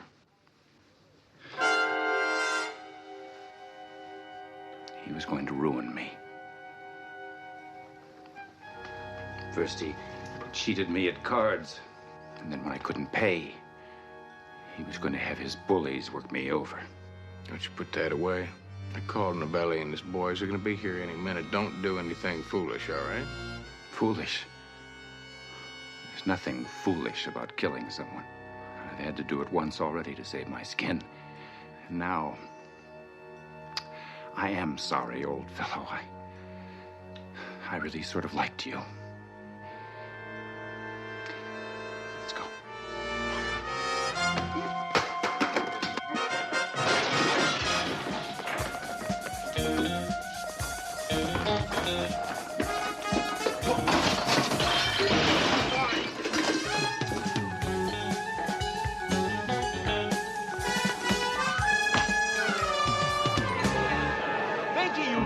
Not now!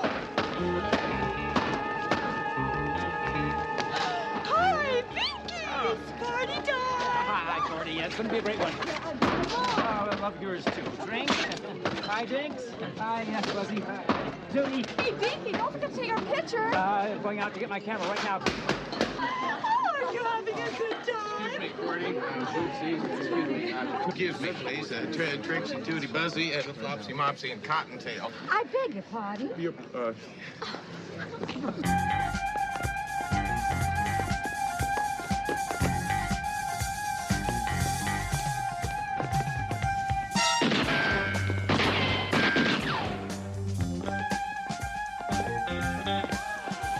Get back!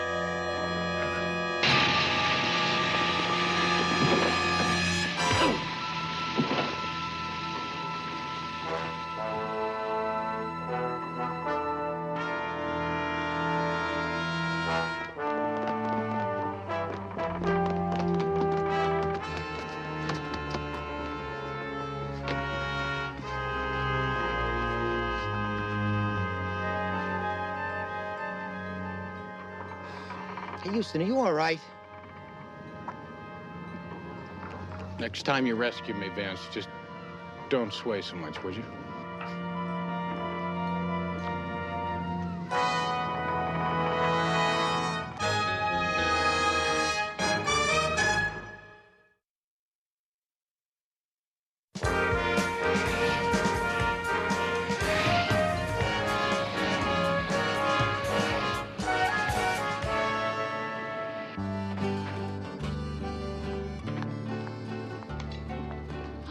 Mama, it's perfect. I'm sure it's perfect. I did it. Oh, thanks.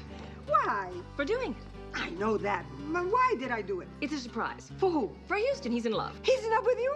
Brava! Oh, no, Mama. He's in love with another girl. See, at 13. 13? She's 13. He should be ashamed of himself. No, Mama. She's not 13. He was 13. He's 13. And she made love to him? She should be ashamed of herself, robbing the cradle. No, Mama, she didn't make love to him. When he was 13, he fell in love with her, but she wasn't in love with him. You see, but he always wanted to go out with her, so I thought I would surprise him by fulfilling his fantasy about her. That's nice. Thank you. Well, Mama, CJ, what's going on? So, when are you getting married? Married? He's not getting married, Mama. I'm not? No. See? How are you going to have kids if you don't get married? Why? Yeah, how am I going to do that? I don't know. You have a little girl. Will you name her after me? Well, Mama's an odd name for a little child. No, Mama. Rosa. It's such a cute name for a baby. Rosa Houston.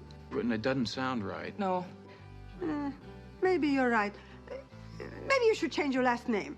Yeah, what's going on? Never mind. Don't ask questions. Just trust me. I had a little brainstorm about something. Houston. Oh, honey, what are you doing here? Having dinner with you. I am? You're not. Why didn't you tell me? I didn't have a chance. You don't want to have dinner with me. Wait, no. I mean, yes, I do. It's just I don't understand. I don't either, Matt Houston.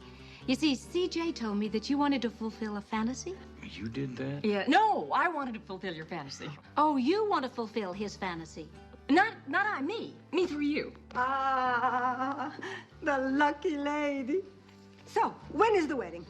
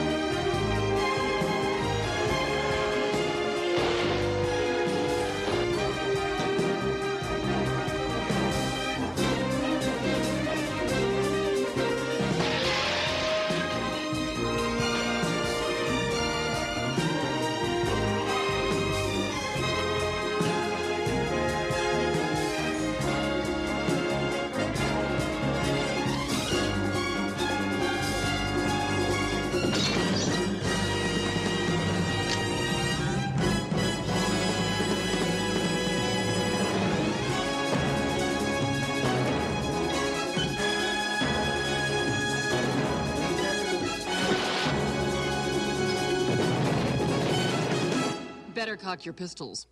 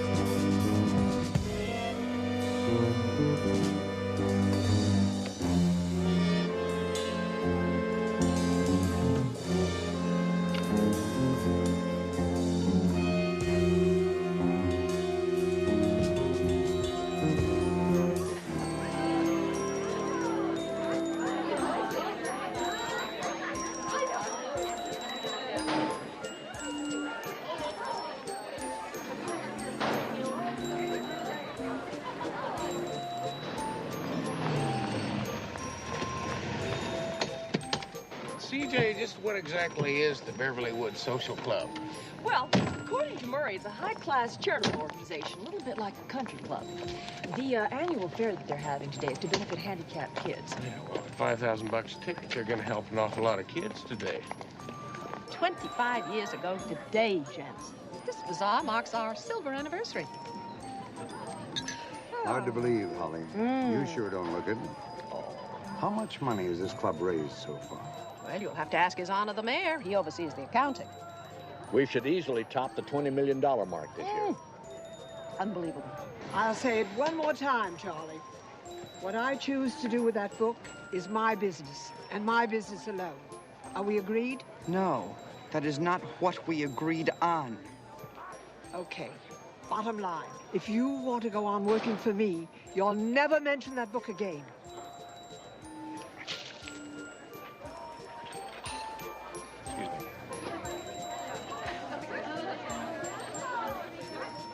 Good afternoon, Miss Moran.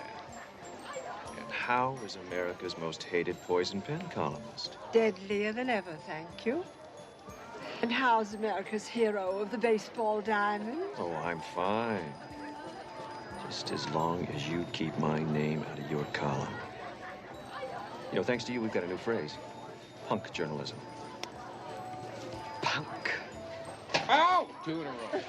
Oh, there we go. Not bad, huh? Thank you. Let's see what else is around here. Yes, sir, Senator. I'm here to warn you that the forces of evil lurk all around us. Satan never rests. So that's why we need dedicated believers, brethren like yourself. No need to worry, Reverend Sunday. As long as I have a vote in Sacramento, you have a vote in Sacramento. Hallelujah. Sisters? Oh, boy, I think we ought to play some darts. Go. Welcome, welcome, welcome. I'm Holly Harkins, and you're Matt Houston. I know because I've seen you on the news several times. Pleasure to meet you. Listen, this is my associate, C.J. Parson. Oh, yes, you'll do nicely. Muscles. I bet you can ring that gong. I beg your pardon? Oh, I hope it's you. Give me your tickets. Your ticket stubs. Yeah, C.J., have you got the ticket? I haven't got any tickets. Let me check. There we go. Good, thank you. Now, listen, I'm a little bit lost here. Well, they're for the big drawing, highlight of the bazaar. Thank you very much. All right, brothers and sisters, it's that time now. Time for the drawing. Y'all gather around now. Come on down here. It's time. Come on. You'll see what it is. Oh, yeah, you're the one. Your ticket's getting picked. I know it is.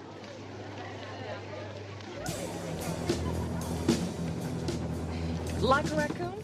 Good. That's it. Come on, brothers and sisters. It's time. Time for the drawing. Y'all come on down here and gather around now. Come on. Hallelujah.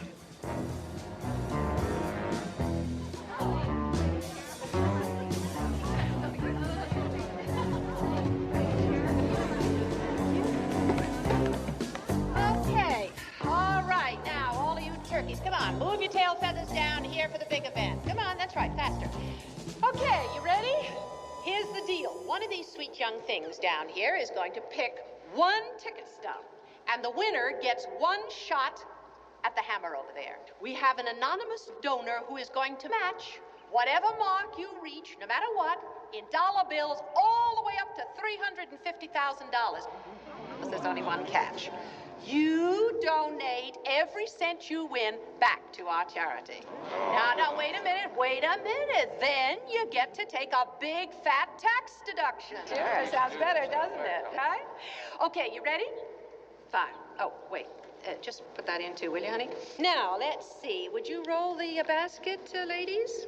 Once or twice. Let's roll it. That's it. Let's just twirl it. There we go. Now, give me a winner. You all ready for the win?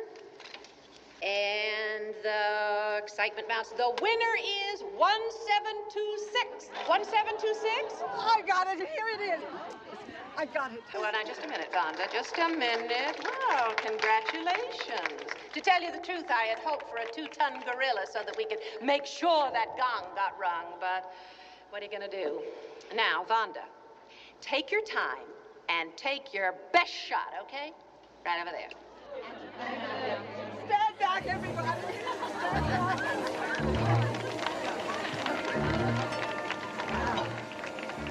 I may only weigh 120 pounds, but you're all in for one hell of a surprise.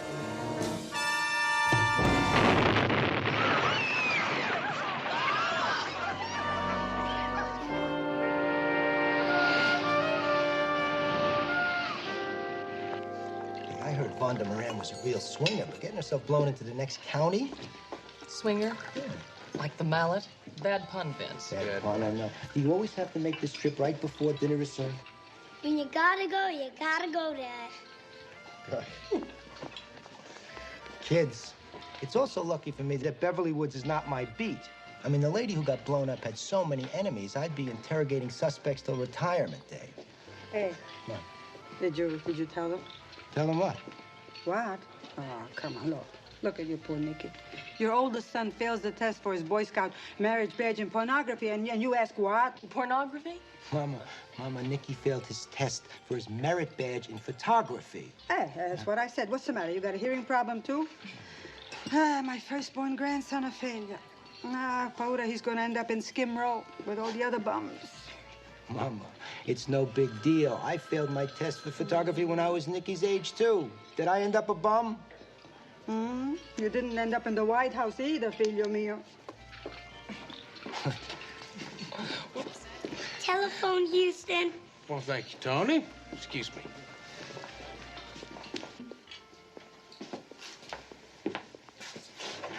Houston. Pay close attention, because there'll be no instant replay. When I hang up, you hang up. Go directly to the back door, exit into the alley. Is that a fact? Listen, whoever you are, I appreciate the invitation, but I'm already spoken for. Get cute on me, something real bad might happen. I'm about to terminate this phone conversation. I wouldn't. I've got a gun, and if I've got to come in there, somebody might get hurt. You've got till the count of 3. Listen, you gotta be... Mama, hold it. Just leave that right there. I'll take it out in a minute, okay?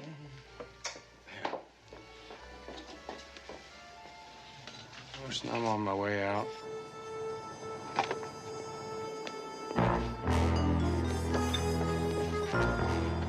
Backseat, Houston.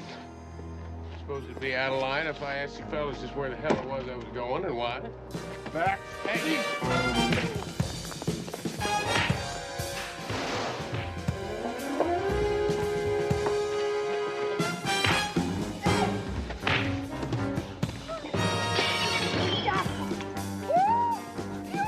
Vincenzo, presto! Vieni a soldato una bottiglia in testa, povero Dio, sono andato a morire in macchina!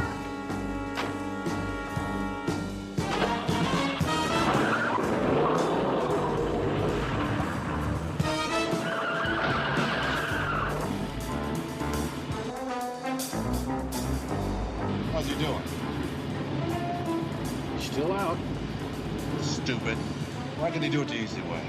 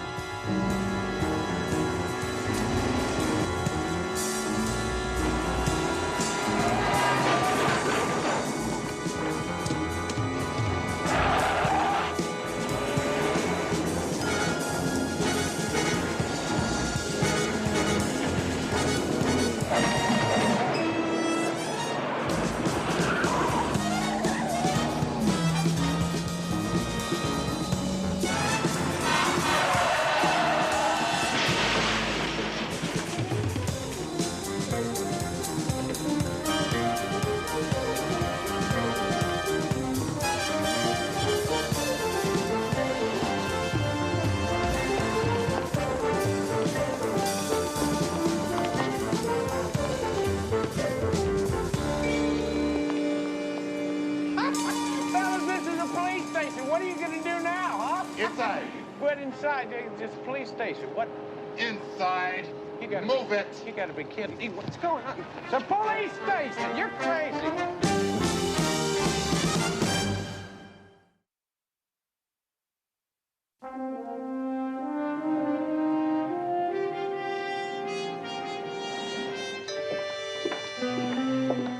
Sergeant? Am I glad to see you? Good work, fellas. That'll do it. Mr. Houston, the chief is waiting to see you. Through there.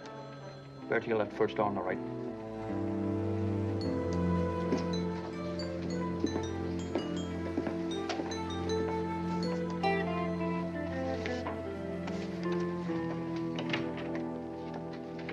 Welcome, Mr. Houston. Right on time. You remember the mayor and Holly Harkins? I do, sir. Are you, all right, son? Well, I'll tell you, a couple of thugs brought me down here, and they were not very near. Oh, yes. Odell and Carter, I know. Oh, well, that's all just great, but would you mind me asking a question? What the hell am I doing here? Yes. It's very simple. We want to hire you to find Vonda Moran's killer. Wait, you, the police chief, want to hire me? All three of us. All three of you? Well, this might be a stupid question, but why don't you just use your own police force? It's sensitive. Your participation in this would have to be top secret. Okay. From the top. We believe Vonda Moran was killed because of a certain black book, one she stole from me. That book contains information which could ruin a lot of fine reputations. She was going to publish the contents of my book in her syndicated column, unless... Yeah, let me take a shot in the dark. Blackmail, right? Right. You and Vonda Moran threatened to publish that little book unless some of the folks that were named in it, like you, Mr. Mayor, and you, Chief, didn't pay up. Well, it looks like I'm on a roll here, so I'll keep going. Now, seems to me that Vonda Moran's killer decided that they'd just take over the spot in the blackmail game. Is this true or false? True. Well, now I'm beginning to get the whole picture of this thing. Now, tell me something. Just how many club members are mentioned in this little bestseller? We are talking about club members, aren't we? Oh, no. No. Not all the members. We're concerned with a small but very elite branch of our club. We call it the Aphrodisia Fellowship. See, that's a cute name. It sounds more like a fancy word for a club of ill repute that supplies ladies of the evening to VIPs who are afraid to get caught. Now, look, this is the only fellowship of its kind in the world. It's for public figures who couldn't possibly... You get the point. Mm-hmm. And it's run to perfection by Holly here. Not one iota of trouble since it's been founded. Never. I suppose if you all want to discount the iota of the murder that happened today at the bazaar. Listen, folks, I'm sorry. I don't mean to be a prude, but this just is not in my line of work. Just a moment, please.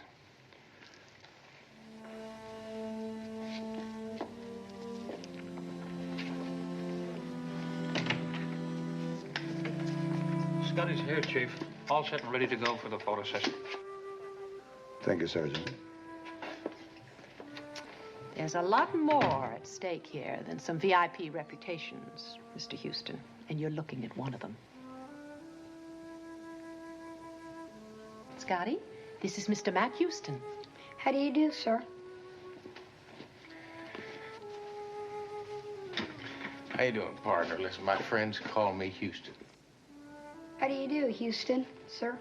Scotty's poster boy for our current fund drive. Same charity that was started by our Aphrodisia Fellowship some 25 years ago. And of course, there won't be any funds if certain information becomes public and our fellowship closes down.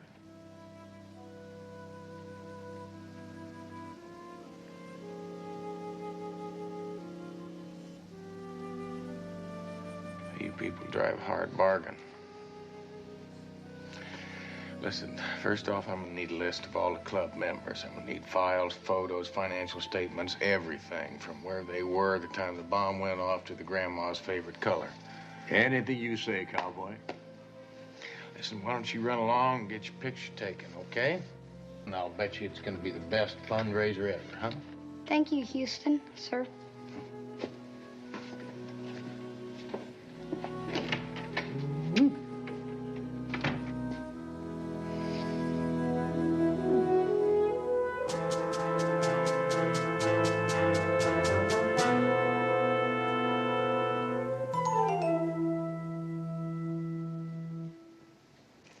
First up, Houston. The victim, Vonda Moran. From social column to obituary page in one big bang. Suspects? Not that many club members. For example, Johnny Donato, club bouncer, glorified gopher, and Vonda's former live-in lover.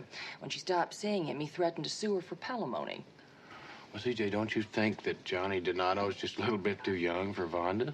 How about a lot too young? He claimed the only reason he stayed with her is because she promised to adopt him and make him her sole heir. You see, instead she kicked him out, and he got no palimony, no inheritance. That's a couple good motives for murder. That's right.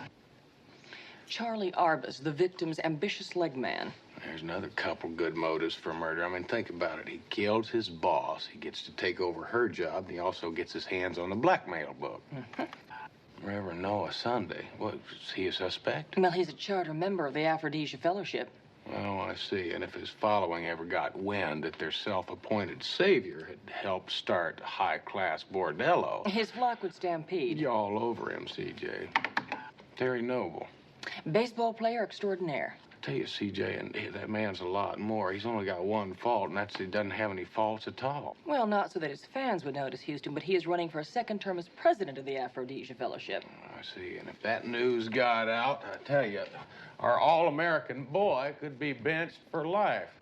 I'd call that a fair to middling motive for murder, CJ, wouldn't you? When and where do we start? Well, I'd say we ought to start first thing tomorrow morning, scene of the crime.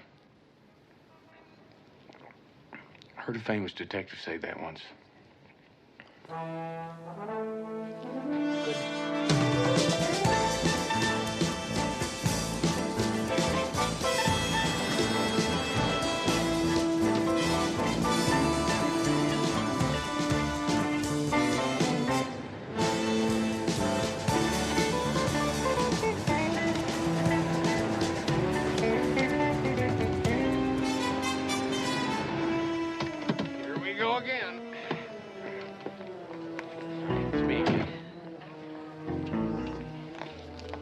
Expensive. Okay?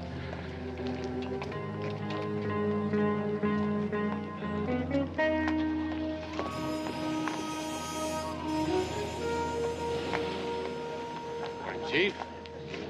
Holly? Morning. I was just telling Holly we haven't turned up very much on the Vonda Moran murder. The weapon was an easy-to-make firebomb, obviously set to explode on contact. So the killer didn't necessarily have to be an explosive expert. No, he could have been a rank amateur. My lab boys tell me there's a lot of sulfur mixed in with the TNT. Meaning? I don't know. It was just there. It's puzzling. All I have to do is figure out who put it there. Well, I've had so many workmen coming and going all week, anybody could have planted that bomb. Well, I have a staff meeting. If you folks will excuse me. Bye-bye. Listen, I have to ask the Chief a question. Be right back. Chief, I wanted to ask you about the ticket stubs. Ticket stubs? Yeah, I figure whoever killed Vonda had to make sure her ticket stub was the first one out of the chute, meaning it had to be somebody with authority. Holly? Yeah, well, think about it. All she needed was an accomplice, somebody to rig up that gizmo to explode as soon as Vonda hit it with a hammer. Oh, I can't believe Holly'd resort to murder. She'd have to have a very strong motive. Well, how about a couple of strong motives? One being to protect her business, and two being to protect her friends, including you, from being blackmailed. Well, I'll definitely look into it. That'd be fine.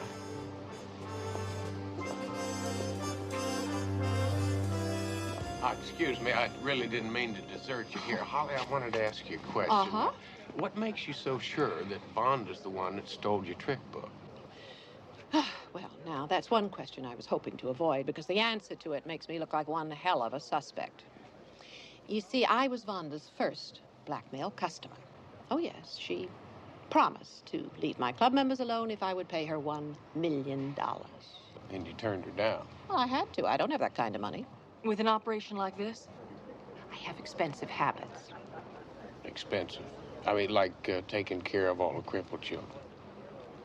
I had a son who got polio when he was very young and died. I'm sorry. Now, I don't care who she's with. I'm going to talk to her right now. It's all right, Johnny. Oh, Those two have always been a mutual hate society. Holly, I gotta talk to you. Private. Look, Terry, if it has anything to do with blackmail, these folks know all about it. This is Mr. Matt Houston, and, honey... C.J. Parsons. Yes. $100,000. That's what they want to keep quiet. Just exactly who is they? I don't know. Hey, it was an anonymous phone call. Holly, how could you be so stupid to keep a complete set of records? That's a question I've been asking myself a lot lately. Holly's not stupid, but you are if you don't turn around and head out right now. Oh, hey, come on, fellas. Come on. Johnny. Listen, I think maybe it's about time that you just hit the road, all right?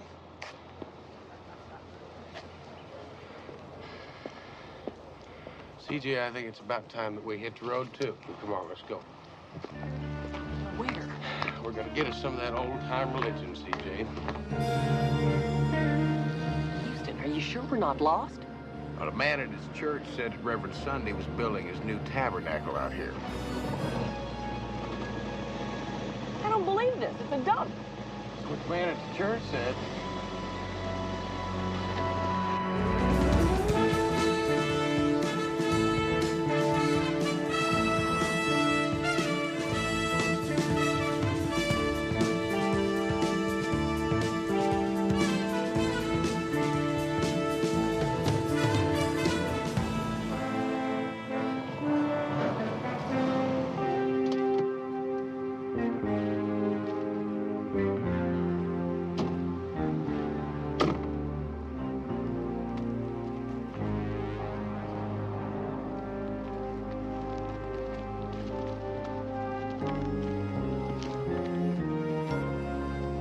Welcome, brother. Welcome, sister. Reverend, Sister Hope, Sister Faith, or was that Faith and... I'm Matt Houston, C.J. Parsons. We met the other day at the Beverly Woods Social Club. Oh, yes, I remember. Poor Sister Vonda. A reminder to us all that Satan never rests, Mr. Houston. Listen, I understand you were pretty good friends with Vonda. I mean, she took care of you in her newspaper column. I mean, made you kind of a celebrity. Well, I was privileged to have saved Sister Vonda's soul. Thanks to me, she was born again just last month. Sort of a short lifespan, wasn't it? I'd like you to feast your eyes on my golden stairway to Heaven Palace. You know, the sign down there said this is a dump. Oh, but the land will be filled and graded. And then will rise up a palace of worship like none other in the entire world, Mr. Houston. So, yeah, you could fit a couple cotton balls in there, couldn't you? It'll cost $60 million, but God will provide, as he has provided this acreage. Yeah, I'll bet he will. Listen, you know, the city usually takes these dumps, fills them in, turns them into parks, and yet somehow you came up with the deed for this place. Our Lord works in mysterious ways, his wonders to behold. Yeah, yes, he does. Listen, now I'm working on the Vonda Moran killing, and it's come to my attention that you were one of the founders of the Aphrodisia Fellowship. The what fellowship? Aphrodisia, like in fun and games? Yes, it's a group of men who indulge in sensual pleasures, and they're protected from it becoming public. Are you speaking of harlotry? Harlotry? Me? One of the chosen few, a messenger of God? Why, I'd just as soon be consumed by hellfire and brimstone. You offend me, Mr. Houston. I think you better get off my property. Prayer meeting's over, CJ. Please, just leave.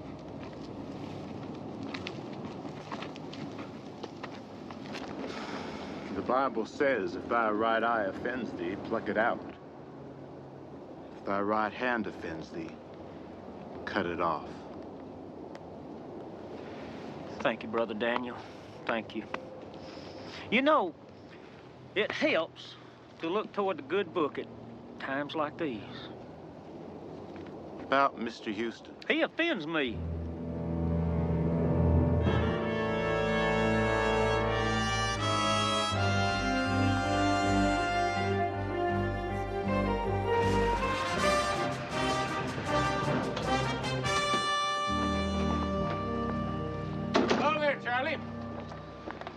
You remember us from yesterday? C.J. Parsons, Matt Houston? That's right. Listen, I've been hired to find out who killed your former boss lady.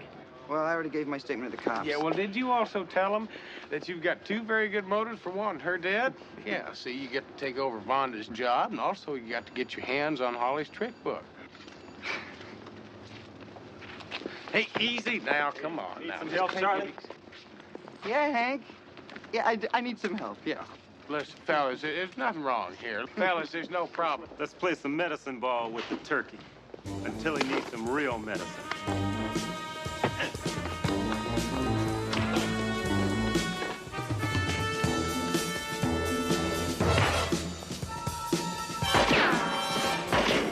Houston!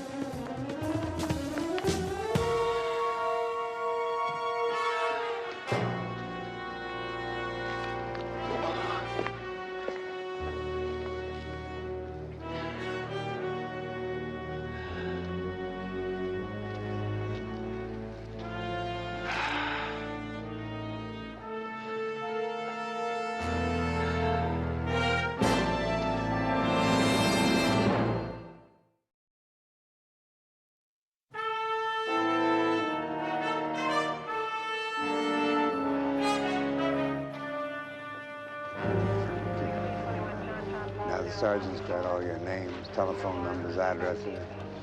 All right, well, don't anybody take any long vacations. We'll probably be in touch with you again. Okay, you can go now.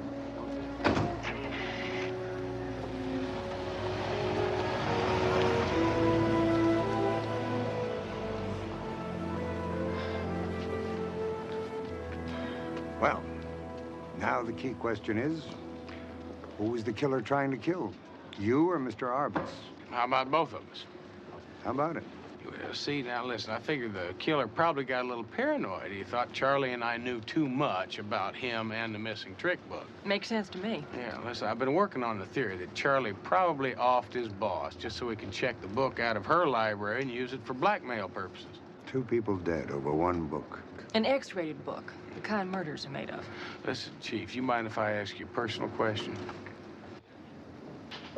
I suppose it's about my membership in the Aphrodisia Fellowship. Ask away. Listen, who's got the most to lose by the contents of that trick book becoming public? All of us, me included. All the members are public figures. Well, what about non-members? Say, for instance, Johnny Donato or somebody like that. Now, are they capable of blackmail and murder? Oh, yes. Donato's breakup with Vonda was very messy. As for blackmail, Donato does have a record. 3 years for embezzlement. That brings me to the big banana question. What about Holly? You think she's capable of hiring somebody like Donato to blow away Vonda? Holly? Yeah. I don't know why you're so intent on involving Holly in this killing. She is not involved. Just forget about it. Cross her off your little list of suspects.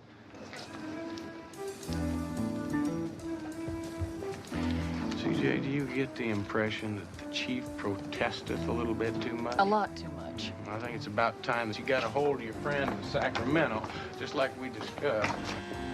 I'll get that. Hello, it's Houston. Right, Pam, listen, we're on our way. CJ, seems like we have a surprise visitor back at the office.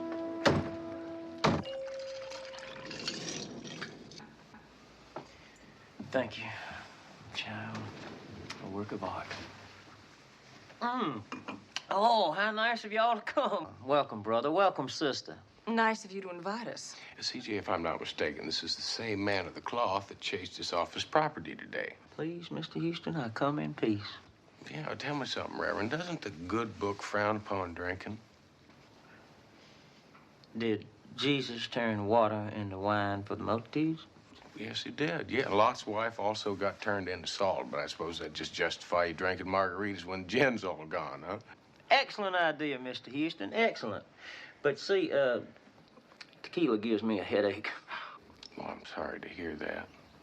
Listen, let's get down to business, all right? Now, I still believe that you are one of the founders of the Aphrodisia Fellowship. Mr. Houston, might I have a word with you in private? Oh, yes, you might. Excuse me, ladies. Ma'am.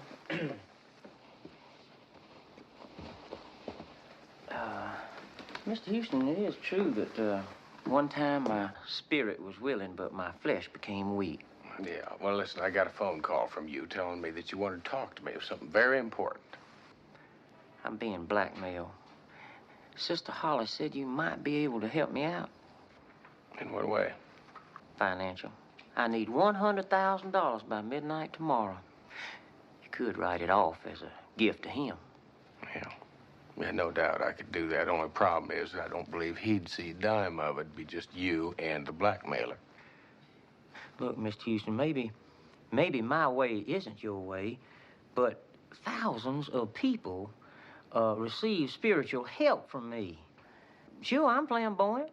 Some people call me a con artist. I'll even admit that I've never been ordained, but neither was Jesus Christ. Yeah, well, just go ahead. Tell me the rest of it, would you? Thank you. If I'm publicly linked to the Aphrodisia Fellowship, it's over. It's all over for me and all those people who believe in what I preach. Please, Mr. Houston, don't deny all those needy souls their nourishment. Don't turn them off religion and hand them over to Satan all because of something I foolishly did.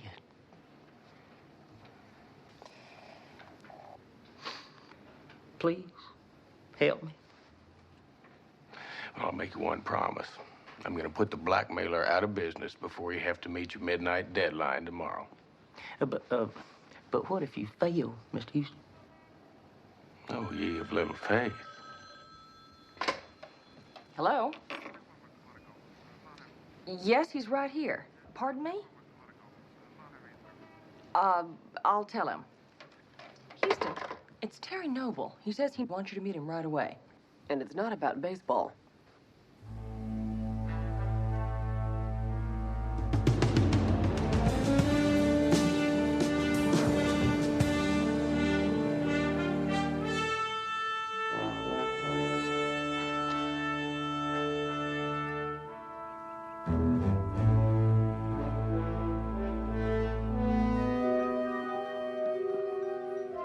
Hello? Anybody home? Terry, it's Houston.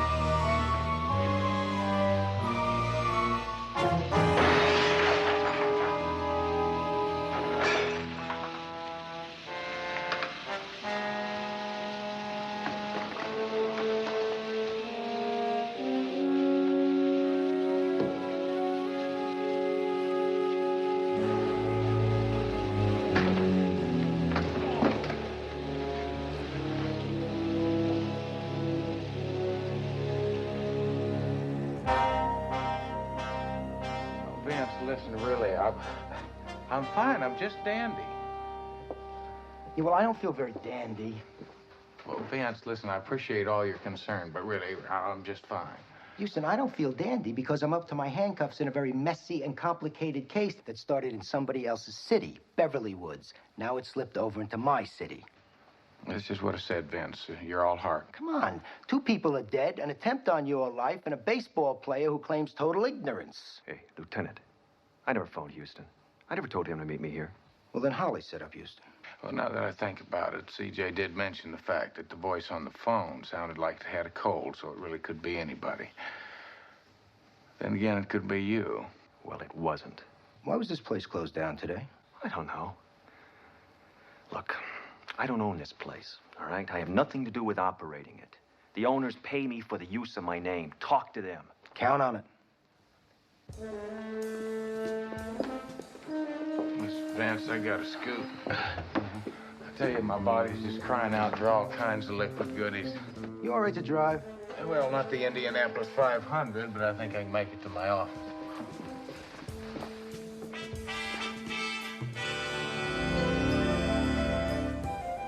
Well, I heard you had a rip-roaring afternoon and evening. I've had more peaceful days, CJ. How'd your telephone conversation in Sacramento go? Pay dirt. Everything you want to know condensed down for a very busy private investigator. Well, I should have known this, CJ. Well, now we know who the killer is. All I have to do is prove it. We know who the killer is? Yes, CJ, we do. Listen, I'm going to give you a list of people, and I want you to invite them all out to the Beverly Woods Social Club tomorrow at 2 p.m. What's the occasion? Oh, it's the first annual Matlock Houston Hookerama.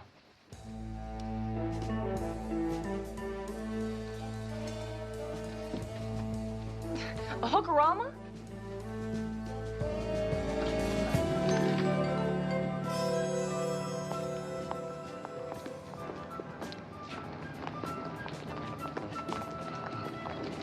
CJ, what time is it? It's 45 seconds later than the last time you asked. Listen, now, are you sure the telegrams I sent out said specifically for everybody to be here no later than 2 p.m.? Yes, Houston, but it's not quite 2 p.m. Yeah, well, huh.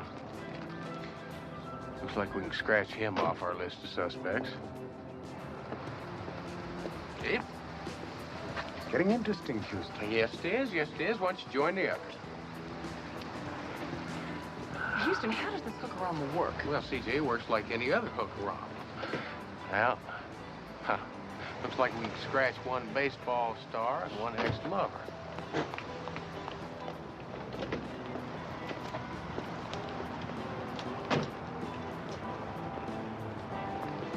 Well, soon enough, we'll find out. The others are waiting right over there. Crowd's over there. CJ, what time is it? It's 1 minute after 2. Yeah. You know, I think that's just about all the proof I need. Houston, that's nifty, but would you mind sharing that one with me, please? Well, CJ, figure it out for yourself. Now, what did the last line of that telegram invitation I sent say? It said that you were going to produce and publicly burn Holly's trick book at 2 p.m. Now, who didn't show up at our little bonfire here today? Reverend Noah Sunday. Now, why do you suppose the good Reverend didn't show? Because he has Holly's trick book, which means you have no book to burn. Right. Now, why don't you stick around and tell the rest of the folks what a hookerama is, okay?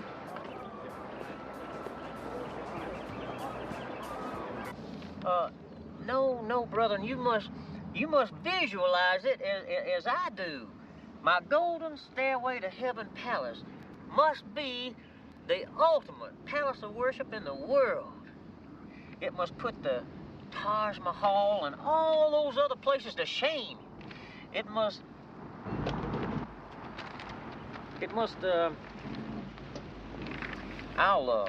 I'll phone you later. That's all for right now.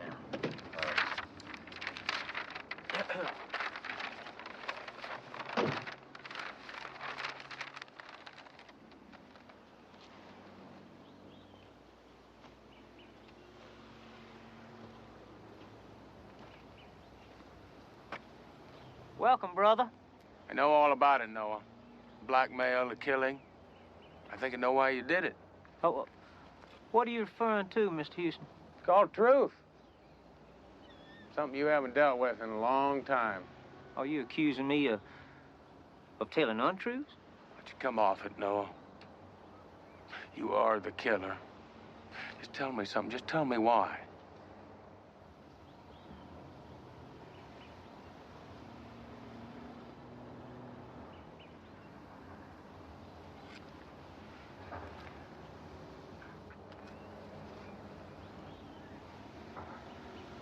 I did it.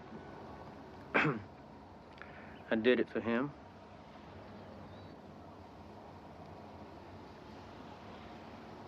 I did it for him. You know something? I believe you. Because I believe in your own mind that you really do feel like you did it for him. But that's 2 murders, Noah. What kind of religion is that? Everything has a season. Time to die. Time to kill. Ecclesiastes 3:3. That's right. Now finish that. It's also a time to heal. Render unto God the things that are God's. Thou shalt not kill, Noah. You remember that one? No, there was nothing wrong with your dream. It was a good dream, but you let it get hold of you. You let it possess you. I did some checking up around Sacramento. It turns out that you used that trick book to bribe a state official into deeding over all this land to you. I did it for him? Ticket stub was easy, too, wasn't it? It was Sister Faith. I mean, she drew the winning ticket, but only after she had palmed Vonda's in her hand and made the switch. Do something for me, Noah. Come on. Just take my hand, all right? We're gonna get you some help. Come on. All right. That's it.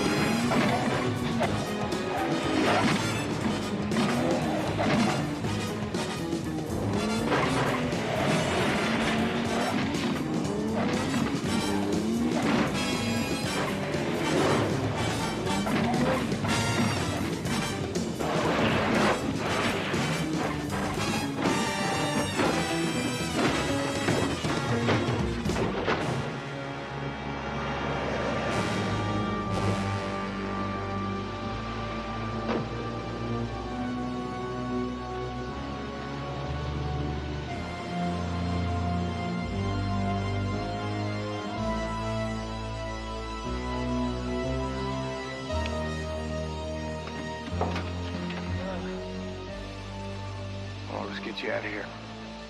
Let's go. Oh, come on. Easy. Let's go.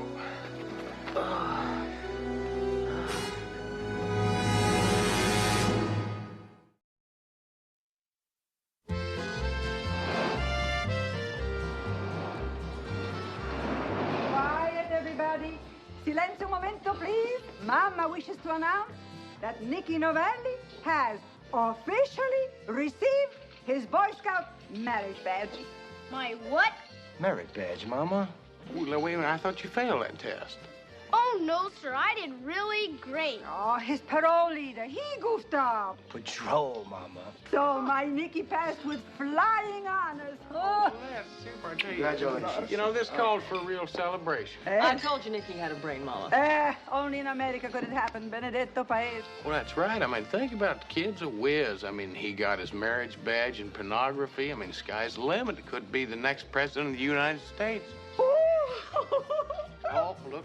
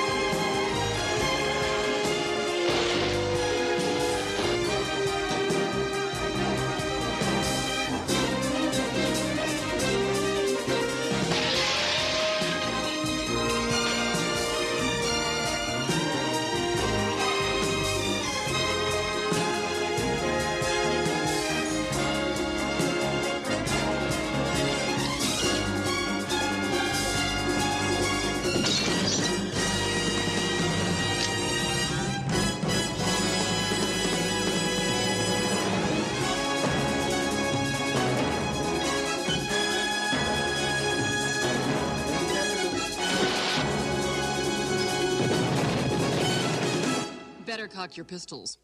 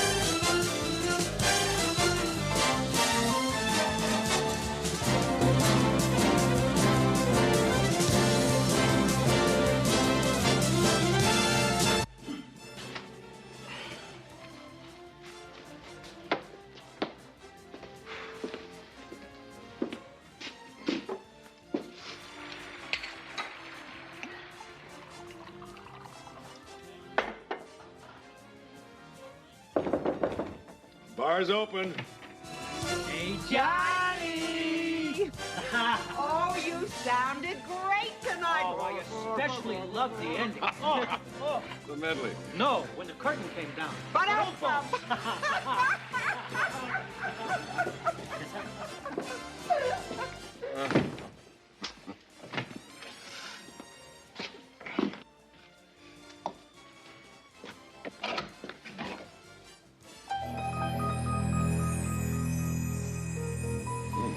God, not again.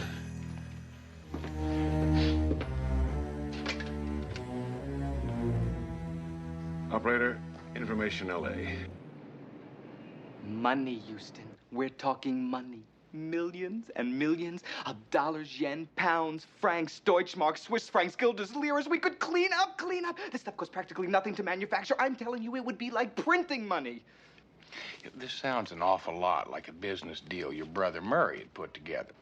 Is Murray still in Paris? That's right, but I came up with this company on my own. Myron, this is not exactly a glamour company. Yeah, Myron, CJ's right. I'm just not sure that Houston Industries wants to buy a company that manufactures,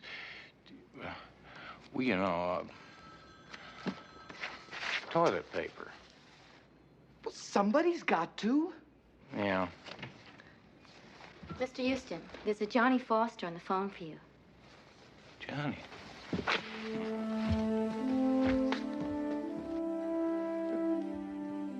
Thank you. Well, partner, long time no see. Houston, I need help. Now you gotta help me to stop. Johnny, what are you talking about? I'm talking about killing people. Johnny, where are you? I'm in Vegas, Desert Horizon. Just hold on a minute, all right?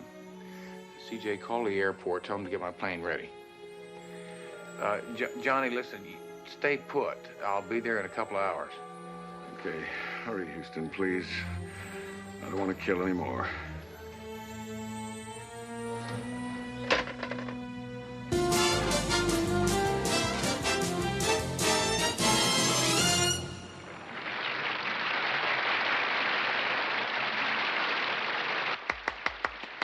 Fabulous, my darling, he's fabulous. Now, we only have 2 hours until the next show. Surprise me, be on time for the next show. Good, good. Christy, you look sloppy as hell out there tonight. I'm sorry, Mr. Cole. I'm trying. I really am. Try harder, or you'll be trying food stamps.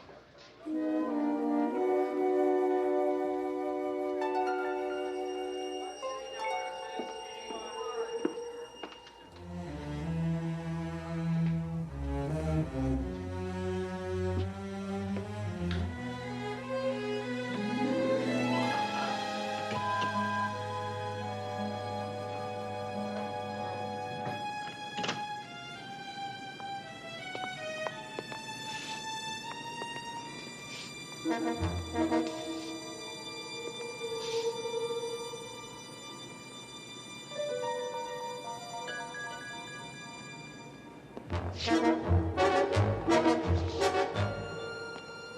there? If this is a joke, it's not very funny.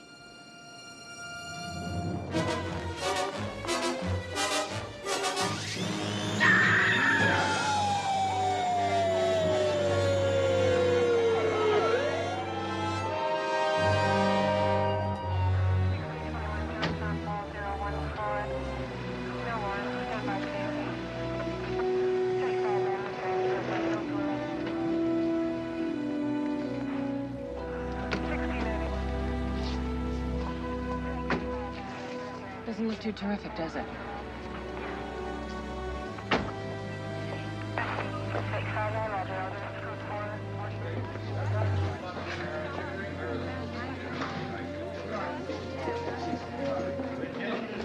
Johnny? Excuse me. Johnny, what the hell is going on? Hey, what are you doing? Get up against it. Get over. Go on, get him out of here. Get that garbage out of here. All right, now, who are you now? What's your name? My name's Matt Houston. Matt Houston, huh? Private investigator, huh? Yeah, listen, Johnny Foster is a friend of mine. You got lousy taste in friends. Would you mind telling me just what happened here? Less than an hour ago, a showgirl had her throat cut. That's 3 girls in a month, Mr. Houston. All dead. We found your friend here with a bloody switchblade in his hand. Now, anything else you want to know, Mr. Houston? Because if not, I'm going to stroll out to the parking lot and lose my dinner. And then when I pull everything together, I'm going to have to figure out who I have to inform that this last girl is dead. A husband, a boyfriend, a mother, a father, who knows? Or maybe it'll be like the last time. I'll have to tell a 7-year-old kid that his mommy's never coming home again. Like I said, cowboy, you got lousy taste in friends.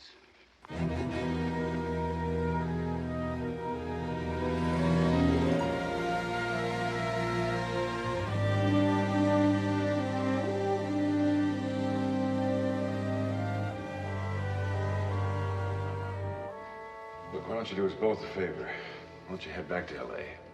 Because I haven't finished what I came here to do, Johnny. Yeah, well, it's too late. It's true. What's true, Johnny? The blood, the murders. Listen, are you sure that you killed that girl last night? I don't know. I guess so. I mean, I'm not sure. After I called you, I had a couple of drinks. Well, I had a lot of drinks. Next thing I knew, I was knee-deep in cops. Are you telling me that you blacked out? Oh, it happens a lot these days. It's been a long time since I sang for your daddy in his roadhouse. Johnny, there's a big difference between thinking you killed somebody and knowing you did. Yeah, well, you see, the cops found me with the knife in my hands, and then the shirts and the blood. Yeah, what shirts? Well, before I called you, I checked my dressing room closet, and I found a shirt that was covered with blood. Now, Matt, the girl that was murdered last night was the third one this month. I must have killed them all. It's like CJ said, there's a big difference between thinking and knowing. And Johnny, I didn't just fall off the turnip truck, you know. I mean, you gotta help me on this thing. Yeah, well, the cops are convinced. Why aren't you? Because I've known you for a long time, Johnny. You used to fake getting sick just to get out of going duck hunting. I mean, you couldn't hurt a fly. Yeah, it was a long time ago, Matlock. Long before the hit records. Long before the drug of the week or the booze. You see, you remember the way I was. Not the way I've become.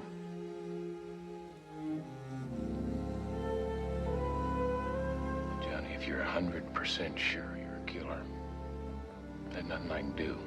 But if there is the slightest little doubt, I don't know. Hey, if I did it, this is where I belong. But if I didn't, can you help me get to the truth? I'll do what I can. I'll do my best. You got my word on that.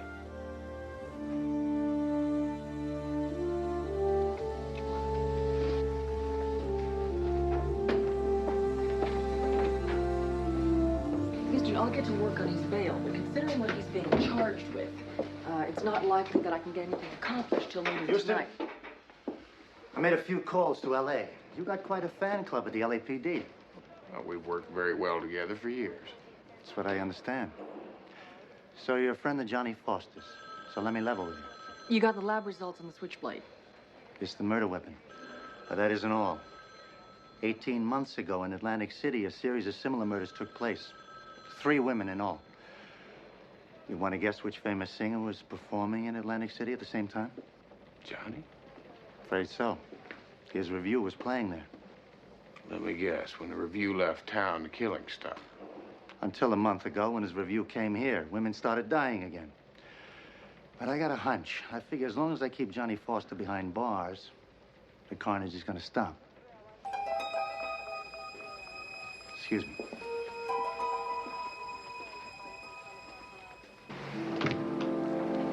Houston, I'm going to tell you something. It is not looking very good for Johnny. Now, CJ, Johnny may have been in Atlantic City 18 months ago, but he wasn't alone. Meaning you want me to check in Atlantic City and find out who was there and here at the same time? That's right. Now, I'll drop you off at the hotel. You can start digging on that. I'm going to go over to the dead girl's apartment and see what I can come up with.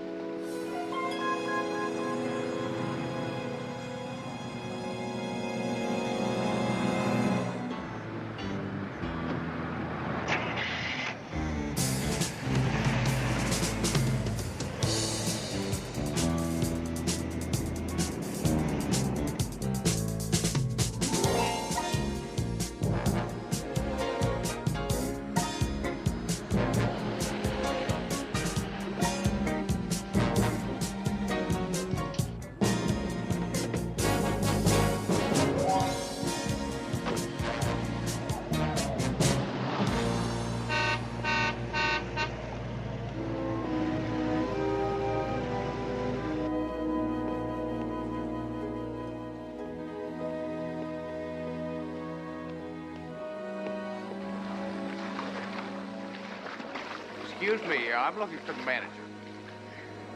You found her. Well, listen, I really hate to bother you. No bother at all. Give me a hand, would you?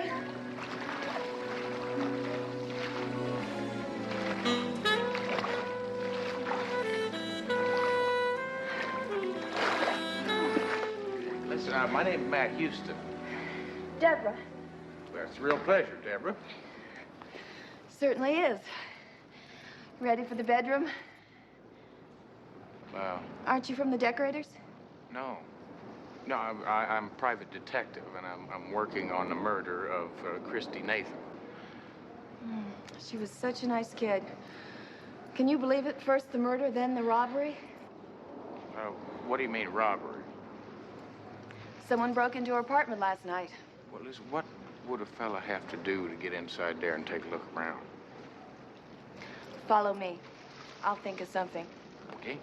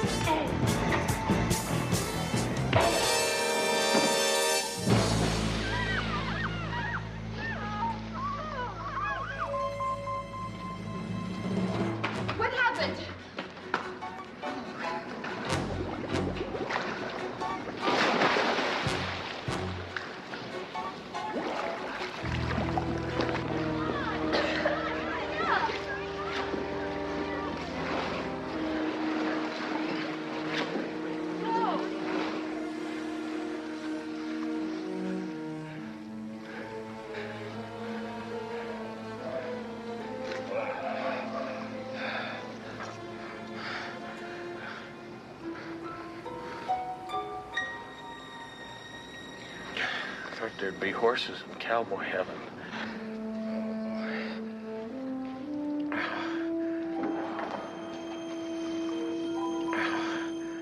Let's go. Catch up to him later.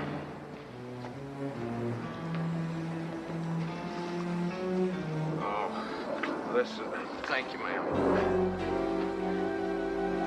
Drop in again anytime.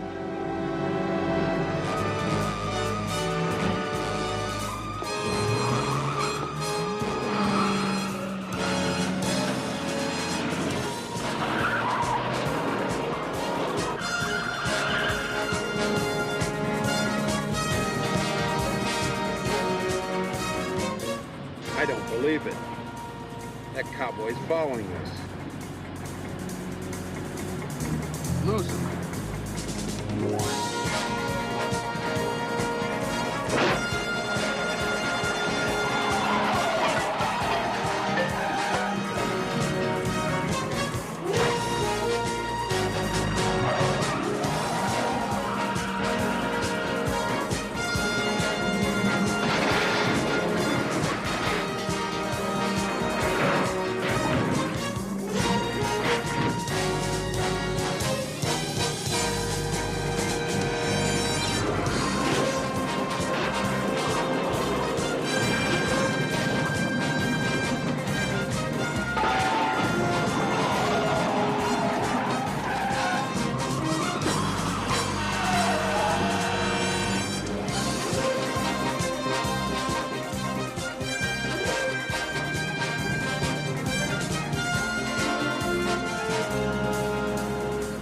I don't think he's gonna give up.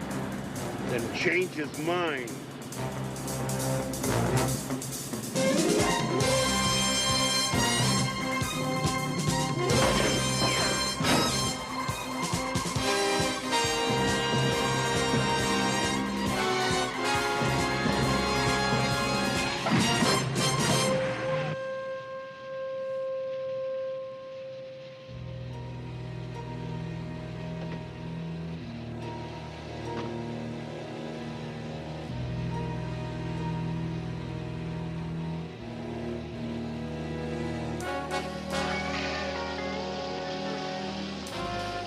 Oh, it's just great. First a bath and now a shower.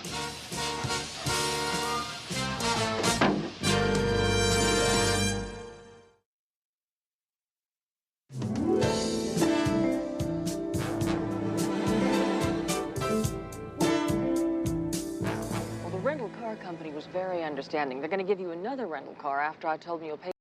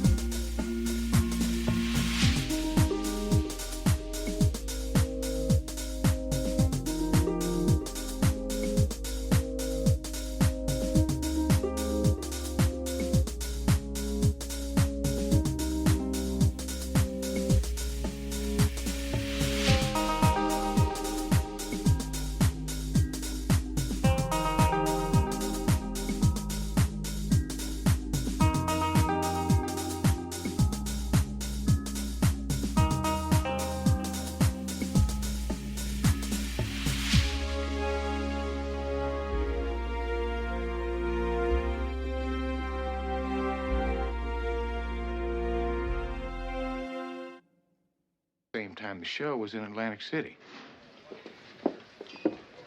Mr. Cole? This is Joyce. Hello, Joyce. Well, now, you're very pretty, very pretty. Thank you, Mr. Cole. I haven't seen you before. You new in town? Just got in yesterday. I took the bus from Des Moines. Des Moines, huh? Well, now, that's a very nice state. Tell me, do you have any nude pictures of yourself? Nude?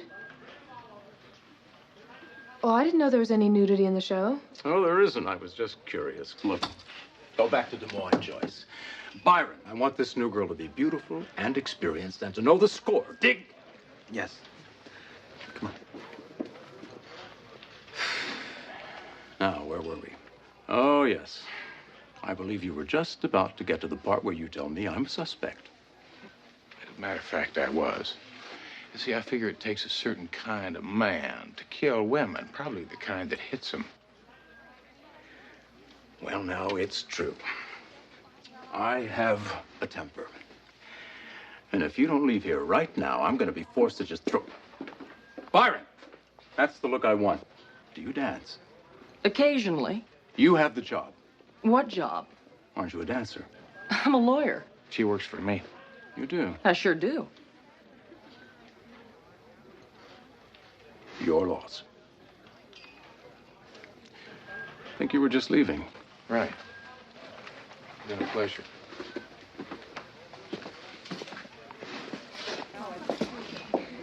How'd it go with the photo girl? Well, she couldn't remember who Christy was sitting with, but she's going to look in her file for the negative. Now, we've heard from the bail bondsman. He's going to have Johnny's ticket by tonight, so we'll be able to get him out from behind bars. Now all I have to do is figure out a way to keep him from sitting beside one.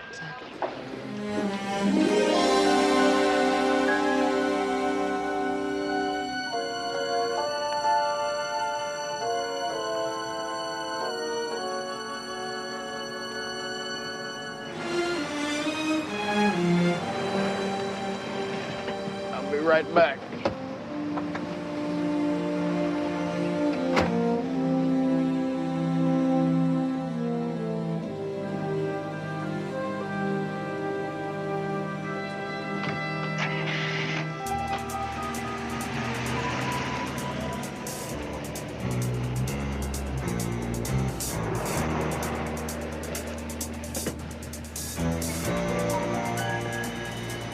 Excuse me.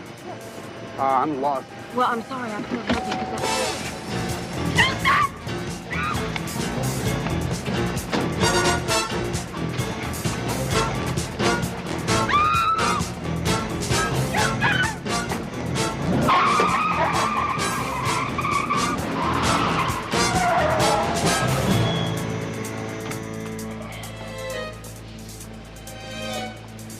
Oh. What I could use right now is a drink. Last thing in the world you need right now, Johnny.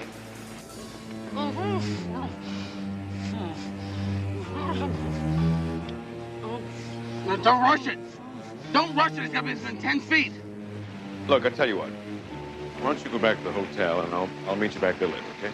Not a chance, Johnny. Where is CJ?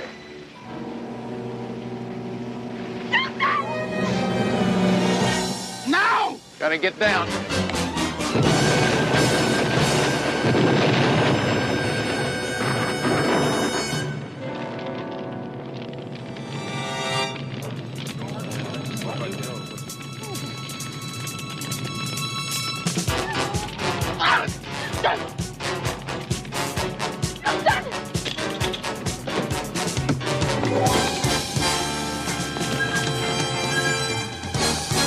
Let's get out of here.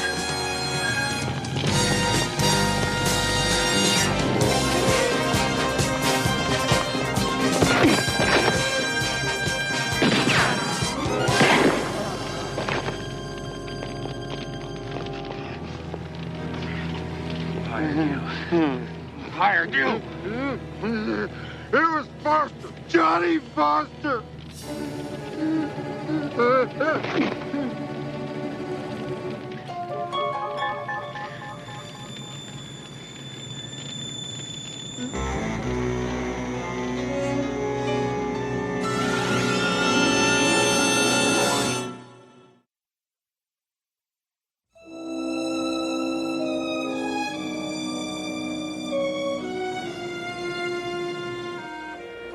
Houston, some coffee? CJ, no thanks. I'm edgy enough as it is. Well, he's sticking to his story. Lieutenant, how can you believe that hood in there? I mean, Johnny is not responsible for setting up the hit on me. Well, what has he got to gain by lying? Maybe his life. No, he's protecting somebody. Somebody he's more afraid of than the Las Vegas Police Department. Now, what else did that hood tell you in there? That he personally spoke to Johnny Foster on the phone. Claims that's how he was hired. And now you know why Johnny Foster's disappeared. Well, fellas, forgive me for thinking out loud, but this doesn't compute.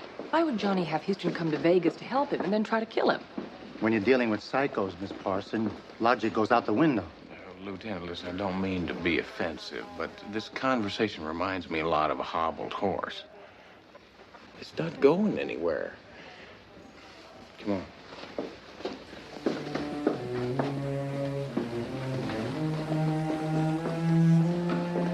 CJ, we've got to find Johnny in a hurry. I mean, all it's going to take is one wrong move and a trigger-happy cop. Well, Ted Bear's a friend of his. Maybe he could help.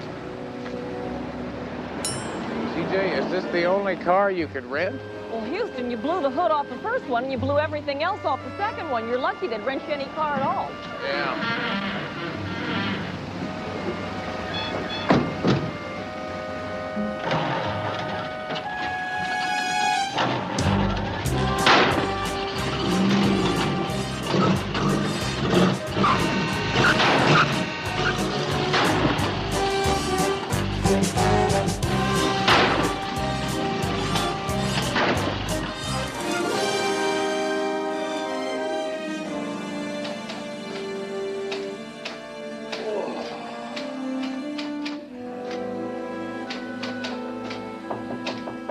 Enter laughing. Teddy Bear. My name's Matt Houston. This is my associate, C.J. Parsons. Listen, would you mind standing on your head so we could conduct a normal conversation? Just trying to get a laugh. Woo! Okay, Mr. Houston, why don't you call me Teddy? Just call me Teddy, and you just call me anything, any place, any time. Pretty lady. Oh. I'm Sheila, Teddy's mother. Oh, Mom, listen. Mom, try out that new joke on him. This is gold. You're going to love this. My psychiatrist firmly believes in shock treatment. He sends his bill before each visit. Ba-dum-bum! I get all the credit, but Mom writes the jokes. Mm. He'd write the jokes himself, but he's grown accustomed to hear the audiences laugh. Ha! Ha! See what I mean? He's got a million of them. Listen, folks, I'm a friend of Johnny Foster's. He said that. He said that you were his friend. What can I do to help? I told you to stay away from that no-good drunk. If it weren't for the olives in his martinis, Johnny Foster would have starved to death years ago. Mama, please! I know Johnny's got his problems, but he's still my friend. Of course he is, Teddy. And you want to do everything you can do to help. What do you have in mind? We'd kind of like to find Johnny before the police do. We thought you might know where his favorite hangouts are. We can start looking right now. No, come on. May I use your telephone, please? Sure. Help yourself. We'll keep you posted. Ba-dum-bum!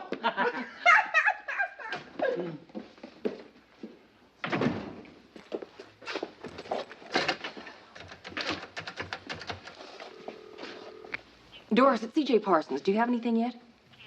You do? Super. We'll be right down. Houston, that's the hotel photographer. She has some information we might want. It's about time things started falling into place for us. Listen, CJ, why don't you touch base with Myron back in the big city? Meanwhile, I'll take care of our photographer lady. Like take her into the dark room and see what develops? CJ, you know how old that joke is? Yes, but I also know Matlock Houston's track record with pretty ladies.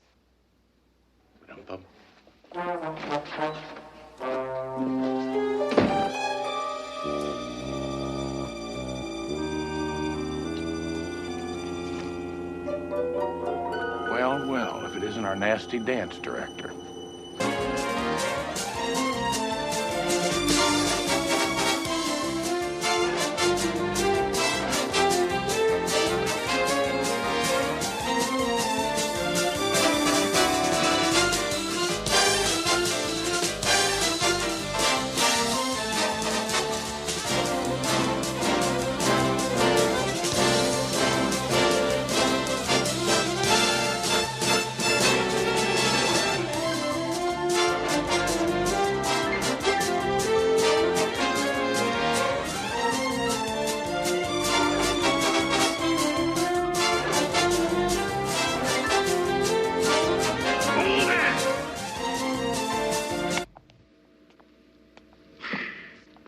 Maggie. You've got the grace of a porcupine. I suggest you get your act together in one hell of a hurry, or you can pirouette your way down to the unemployment office. As for the rest of you,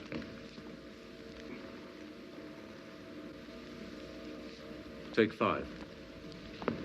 Oh, why don't you go ahead and make it 10, okay? Isn't it about time you saddled up old paint and got out of town? Oh, well, I'm way past time. See, I could be back in L.A. right now sipping on a cocktail if you'd do me one small favor. Name it. Why don't you go ahead and confess to killing Christy Nathan and the other girls? Sorry, Hopalong. You're going to have to work for your confession. You know, I figured you might say that. So why don't we just start at the top with the picture that you stole from Christy's apartment?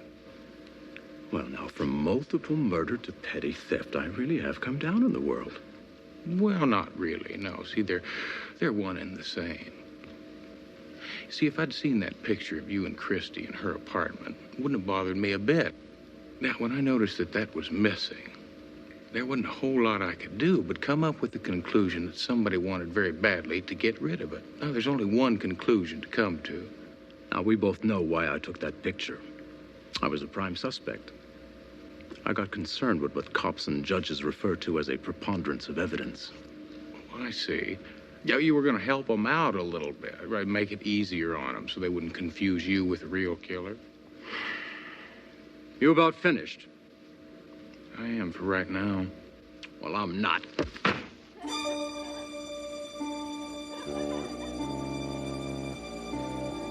That really wasn't a very smart thing to do.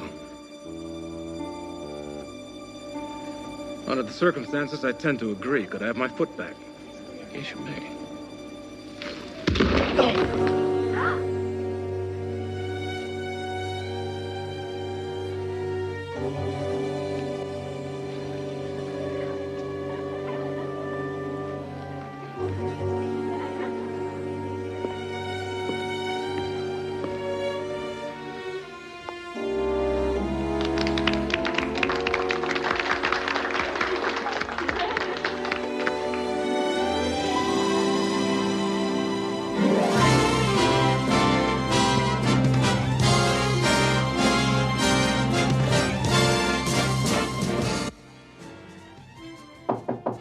Come in. Oh, Mr. Houston. I'm sorry. We scoured this whole town. Nothing. Zip. Not gonna be the same going on without Johnny. Mom's still so upset she didn't even come in today. She's still at home. Well, we appreciate you trying, Teddy. I was sure we could find him somewhere. He's just completely gone underground or... Or what? I hate to even mention this, but Johnny tried to do himself in about 2 months ago. Mom and me are the only ones that know. Teddy, don't you see that that just makes it all the more imperative that we find him? Now, can you think of any place you might have missed? Can't think of a single thing. I'm sorry. Well, I gotta find him. I gotta find him and clear him. Well, if there's anything else that I think of, I'll get in touch with you, okay? Good night. Good night.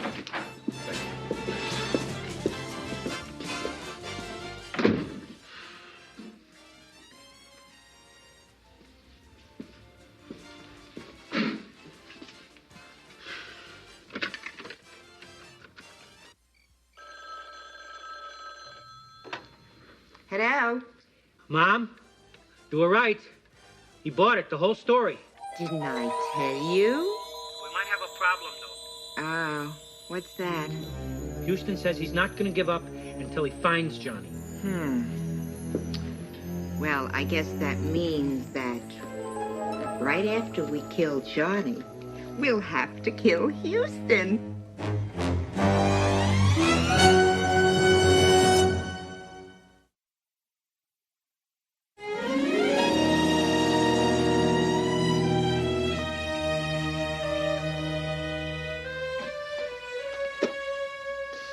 Ted. I mean, we're friends. Why me? Don't blame Teddy. It was all my idea. Who better to frame than an unpredictable drunk who always blacks out? But I am sorry, Johnny. Oh, don't be mad at Teddy. He just has this problem with girls. When I realized it recently, I knew I had to go at once for help. But first, Mama wanted to make sure that the police blamed the murders on somebody else. So you see, it really is much better this way. I just wish it didn't have to be you. Well, you're gonna get caught. You're not gonna get away with it. Showtime.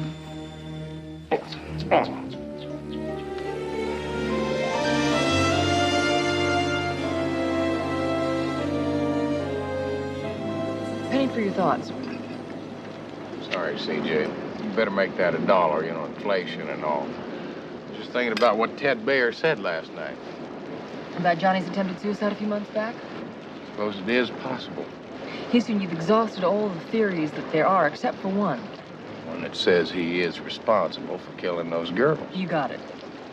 CJ, I never really ruled it out. I just kind of put it high up on a shelf, hoping I was never going to have to reach for it. Houston, listen, people do change. How long has it been since you've seen him? Phone call, Mr. Houston. Thank you, ma'am. Houston. Houston. Johnny? Where the hell are you? Never mind. Just listen. I need help. Well, what kind of help? The kind where you escort me to the police station and I confess to all the murders.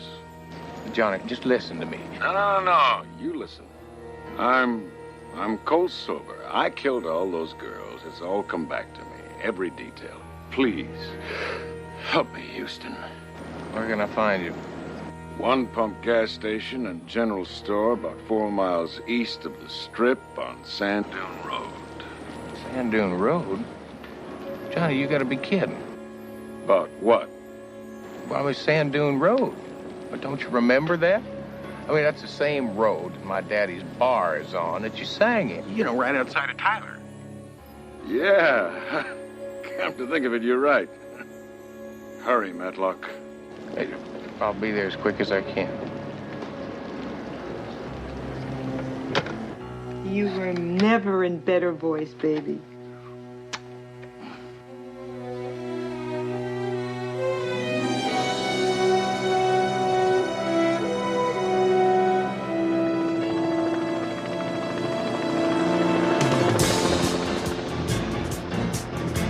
I'm telling you, Ted Bayer is the killer. Yeah, you know, I should have figured it out when the hitman claimed that Johnny had hired him over the telephone. I should have remembered that Ted Bayer does impressions. At least you remembered when Ted called you impersonating Johnny. Yeah, well, I knew Johnny couldn't have made that mistake. You see, my father's bar that he sang in, it's not Tyler, Texas, it's in Abilene.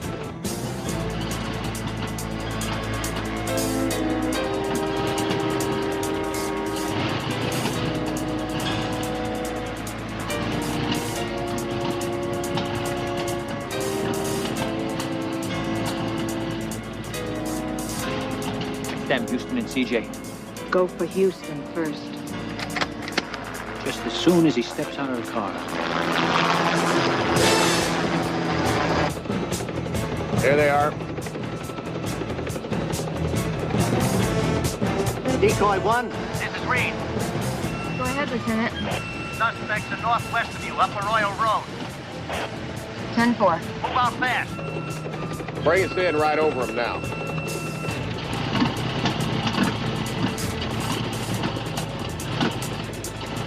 They're getting away.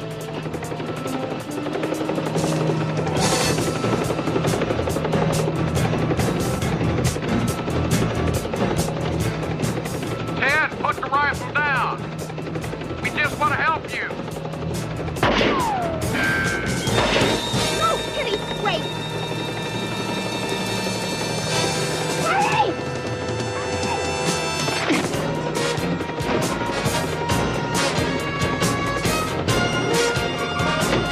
Come